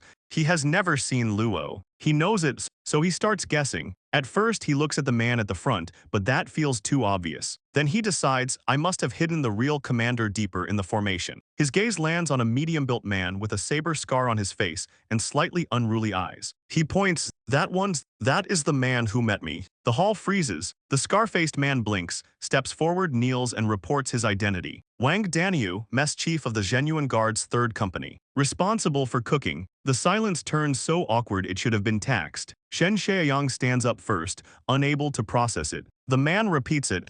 He is the cook. Shen Xiaoyang kicks Bayan down and roars that he conspired with a cook. What was he learning how to flip a wok? Honestly, for once, 3rd brother lands a decent line. Shenrui examines the scar and asks Wang Daniu how he got it. The cook answers honestly.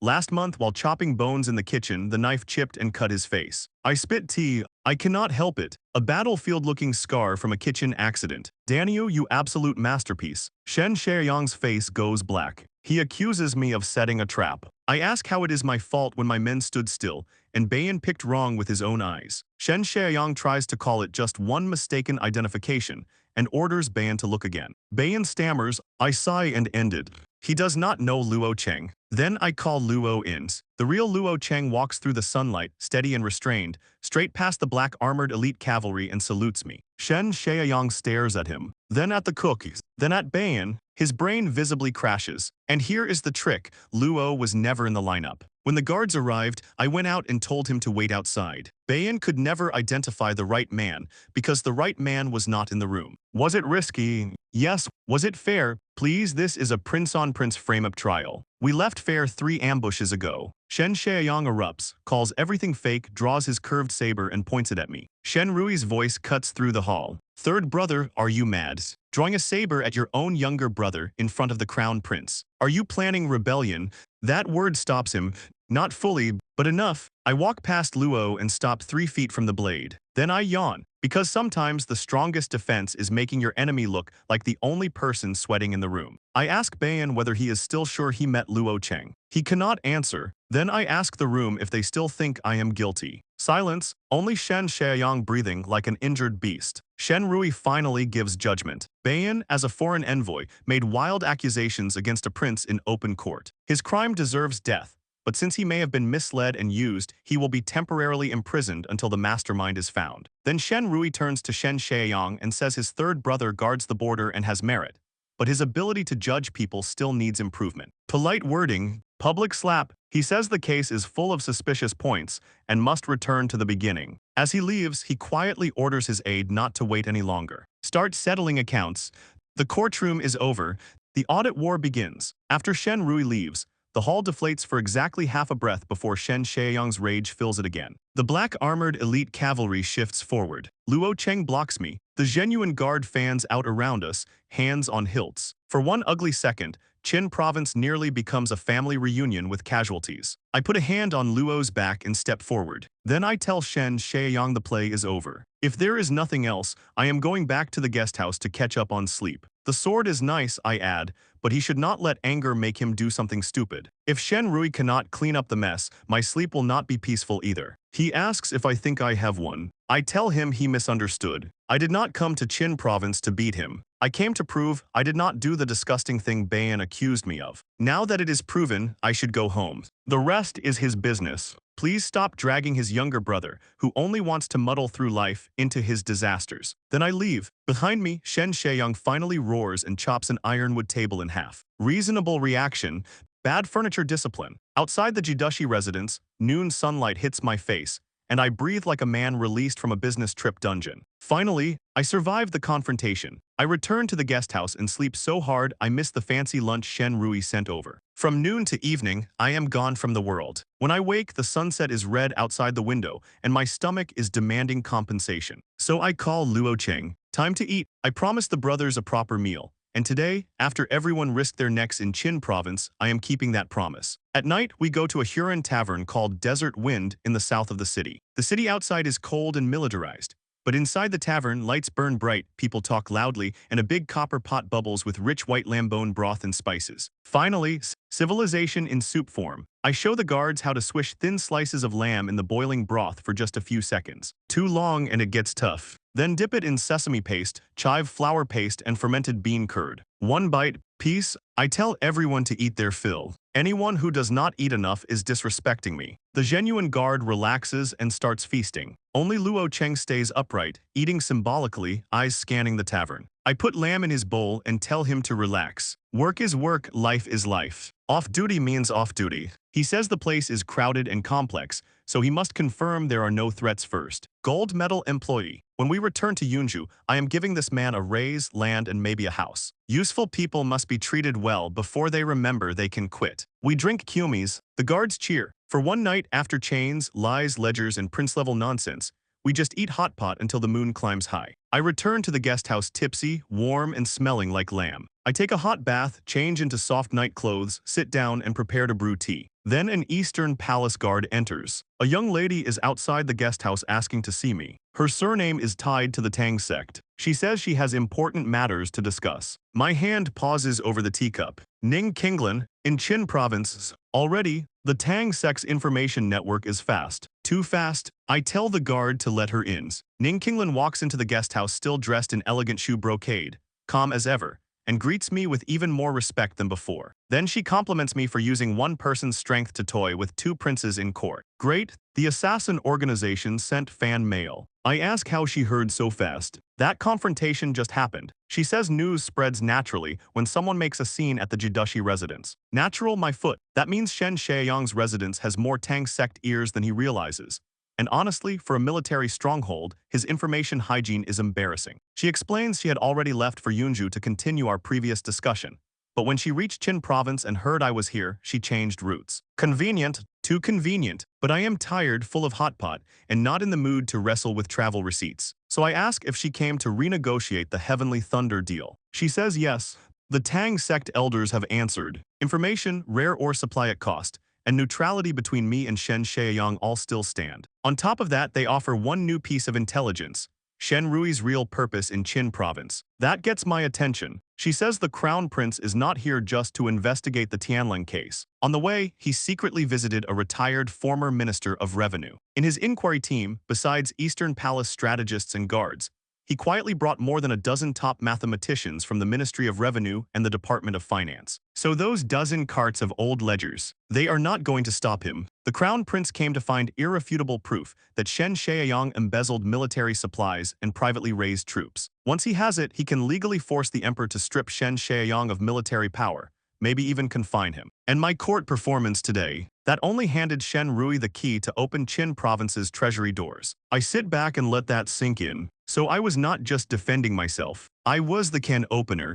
Shen Rui used me to crack Shen Shaoyang's shell, then stepped through the opening with accountants. Brutal, elegant, deeply annoying. Ning Qinglan asks for 100 portions of saltpeter at 80 taels each. I tell her an 80 tael price is too cheap. The information is useful, but not that useful. 90 taels per portion.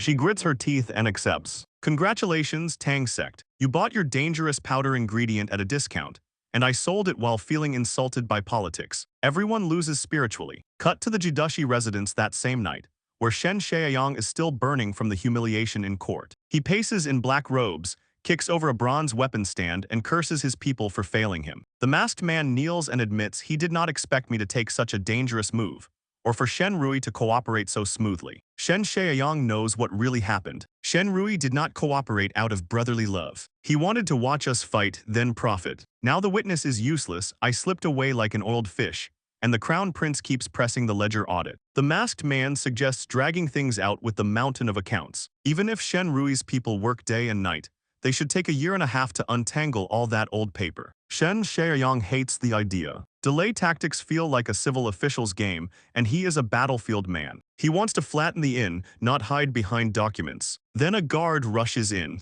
The Crown Prince has sealed the rear army commandant's granary and the Bureau of Armaments for inventory. Shen Shaoyang goes still. Then he almost lifts the guard by the collar and makes him repeat it. The granary, the Bureau of Armaments, the two places that turn hidden troops from rumor into math. He turns on the masked man because the delaying tactic just gave Shen Rui time to reach the real organs. Then an old aide finally speaks from the corner. The Crown Prince never cared about auditing every old account. The dozen carts of ledgers were bait, and Shen Shaoyang's side stared at the bait like fools. While everyone focused on paper, Shen Rui's people entered the provisions department, Bureau of Armaments, and mess halls under the excuse of checking account details. They were not reading accounts. They were reading the system. People, routes, stores, supply flow, troop deployment. Shen Rui is not trimming branches. He is going for the root. Back in my room at the post house, Ning Qinglan has left satisfied with a 9,000-tael saltpeter order and one very poisonous piece of intelligence. I sit in the dark with an empty cup. Now I understand exactly why Shen Rui was so fair in court. He needed me to break Shen Shaoyang's witness. Once Shen Shaoyang lost moral ground, Shen Rui could expand the investigation, seal military departments, and dig into the real crime. Step by step, perfectly linked. And I was a pawn. Again, fantastic. I crossed worlds and still got used as office equipment. Still, if Shen Rui gets what he wants, he returns to the capital. Shen Shaoyang is busy bleeding. I can go home. That is enough. I stand up to sleep. Then someone knocks. It is Shen Rui. Of course it is. The boss waits until your hand touches the blanket before assigning the next task. He comes in smiling, fresh from sealing the granary and armaments office, with two eunuchs carrying bird's nest lotus seed soup and Jiangnan pastries. I just ate lamb hotpots. My stomach sees the sweet soup and files a protest. I tell him to speak directly. He smiles wider and admits he has something to discuss. Although I proved my innocence, the dirty water has not fully splashed back where it belongs. Bayan only identified the wrong person. That clears me, but it does not prove Shen Shaoyang planned everything. The case can only truly close if Bayan tells the real story. Shen Rui cannot personally pressure him, because as interrogator, every word he says represents court law. If he pushes too hard, people can accuse him of coercion. But I am different. I am the biggest victim. It is perfectly natural for me to question Bayan and ask why he slandered me. Translation: please go do the dirty emotional labor so my robes stay clean. He wants me to tell Bayan that Shen Shaoyang has already discarded him. If Bayan tells the truth, Shen Rui can protect him, spare his life, and eventually escort him back to the grasslands as an explanation to Tianlang. I look at the cold bird's nest soup and suddenly smell blood under the sweetness. I understand. Another task, another unpleasant task, another chance for someone else to call it justice, while I do the part that sticks to my hands. After Shen Rui leaves, I pour the untouched soup into the flower bed. Then I go to the woodshed. Bayan sits on clean straw, chains removed, dressed in plain cloth. He looks safer than before, but his eyes know the truth. He has only moved from one dangerous room to another. I set an oil lamp down and sit 3 paces away, far enough not to corner him. Then I toss him a water bladder. He does not take it.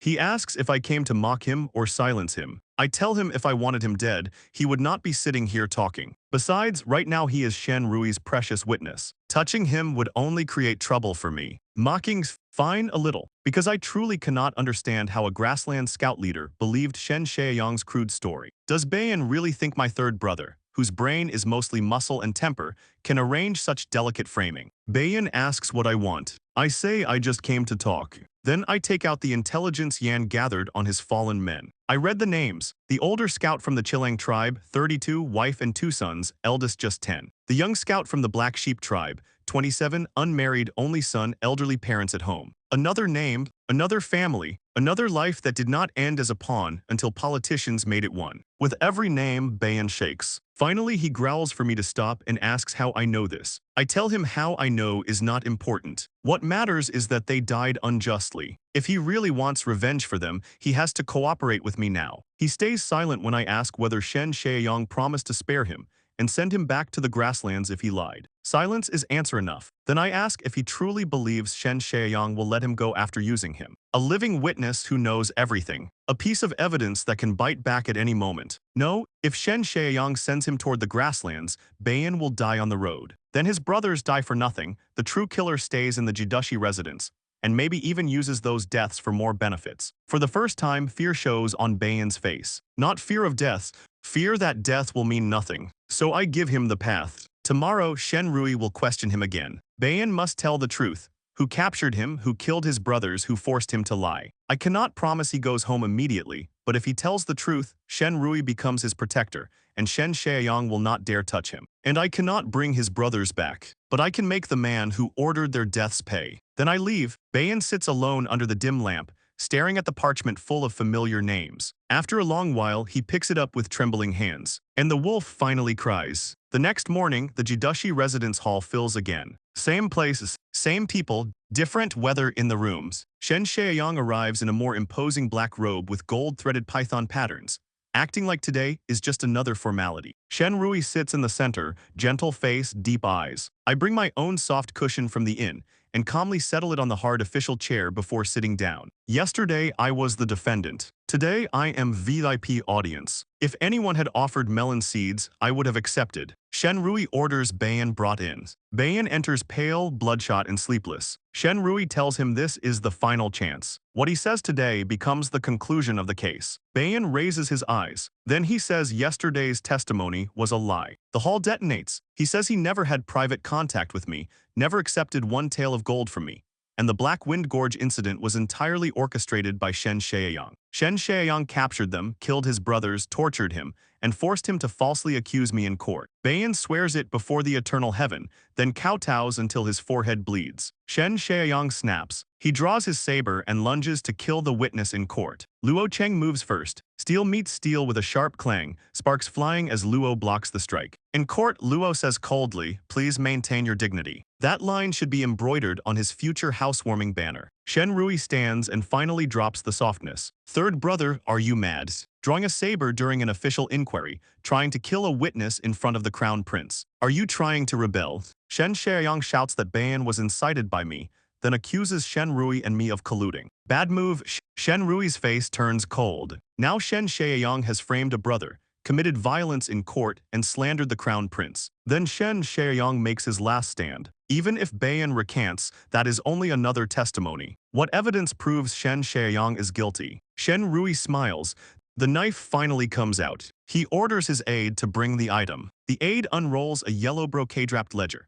The Ministry of Revenue Salt and Iron Bureau's Chin Province Military Salt Voucher Allocation General Record. Not grain, not weapons, salt, tiny, boring, unavoidable salt. In Great Zia's military system, soldiers receive fixed salt vouchers by head count every month, allocated by the Ministry of Revenue with central records. Shen Rui personally obtained the capital's true allocation record. Chin Province officially receives salt vouchers for 100,000 troops. But over the last 2 days, from the Rear Army Commandant's grain storage records, Shen Rui's people verified actual monthly salt consumption enough for 150,000 troops. Extra 50,000, that number hits the hall harder than a saber. Where did those 50,000 troops come from? False military reports, embezzled funds, secret expansion, rebellion-shaped math. Shen Shaoyang goes ashen. He guarded against ledgers, patrols, witness testimony, and weapons. He never imagined the crown prince would start with salt. Then Shen Rui orders him seized. Shen Shaoyang is accused of disrespecting the crown prince, framing kin, secretly raising troops, and plotting rebellion. Strip his Jidashi official uniform, confiscate his military tally and general's seal, and detain him in the residence awaiting the emperor's judgment. All officers stay in position. Anyone who moves is treated as a rebel and killed without mercy. The Eastern Palace Imperial Guards draw blades. The black-armored elite cavalry shifts to protect their lord. Then Shen Shaoyang roars for them to put weapons down. He looks at Shen Rui, then at me, then he laughs, bitter and furious, like a battlefield hero realizing the trap was paperwork. He slams his saber into the bluestone floor and surrenders. Just like that, the tiger of Chin Province is stripped of office, his tally and seal taken, and he is placed under house arrest. The city goes quiet overnight. Not peaceful, quiet, the kind of quiet that comes before everyone starts deciding which side they were always loyal to. The next morning, I pack. Small bag, few clothes, unfinished fishing bait from Yunzhou. Priorities intact. Luo Cheng asks if I am really leaving now. Absolutely. Why stay? Wait for Shen Rui to give me another bowl of bird's nest soup and a new dirty job. No thank you. Shen Rui meets me in the courtyard and asks if I will not stay a few more days. I say he has official duties and I would only cause trouble. Yunzhou has work waiting, so I must hurry back. I thank him deeply for fairness, and he gives me an Eastern Palace token. With it I can travel through Qin province without obstruction, and if anyone causes trouble, I may execute first and report later. Very generous, very terrifying. I just want to leave without executing anyone, but sure, nice souvenir. He tells me to be careful, and that Yunzhou is a good place. Father Emperor has high hopes for me. That sentence follows me into the carriage like an unpaid invoice. As we leave Qin province, I see the Azure Dragon banner of Shen Shaoyang already lowered from the city wall. The ride home feels smoother than the ride there, and when the carriage finally returns to Yunzhou's mirror-smooth cement road, I almost tear up. Home, my own little disaster zone. Luo Cheng says we are home, and when I lift the curtain, fresh grass and earth rush in with the wind. Yunzhou City appears ahead, its gray-white walls bright in the sun. But outside the city, everything has changed. Along the new road, buildings are rising everywhere. Shops, inns, freight warehouses, even elegant estates. Artisans shout, merchants bargain, carriages move, hammers ring. The road corridor has turned into a living beast while I was away. Then I see the giant wooden sign near the gate, warmly celebrating the successful conclusion of Yunzhou's first official roadside land use rights auction. Below that, to get rich, build roads first. Follow the idle prince and you'll have meat to eat. I stare at it. My temples begin to throb. I was gone for a few days, and my subordinates industrialized my slogan. Before I even reach the prince's estate, Su, Yan, Duan, and the others come out to welcome me. Welcome back, Your Highness, on your triumphant return. I look at their energetic faces and sigh. There goes my leisure again. I wave weakly and tell them to stop standing around. Back to the residence. Meeting, and please explain what new tricks they pulled while I was away.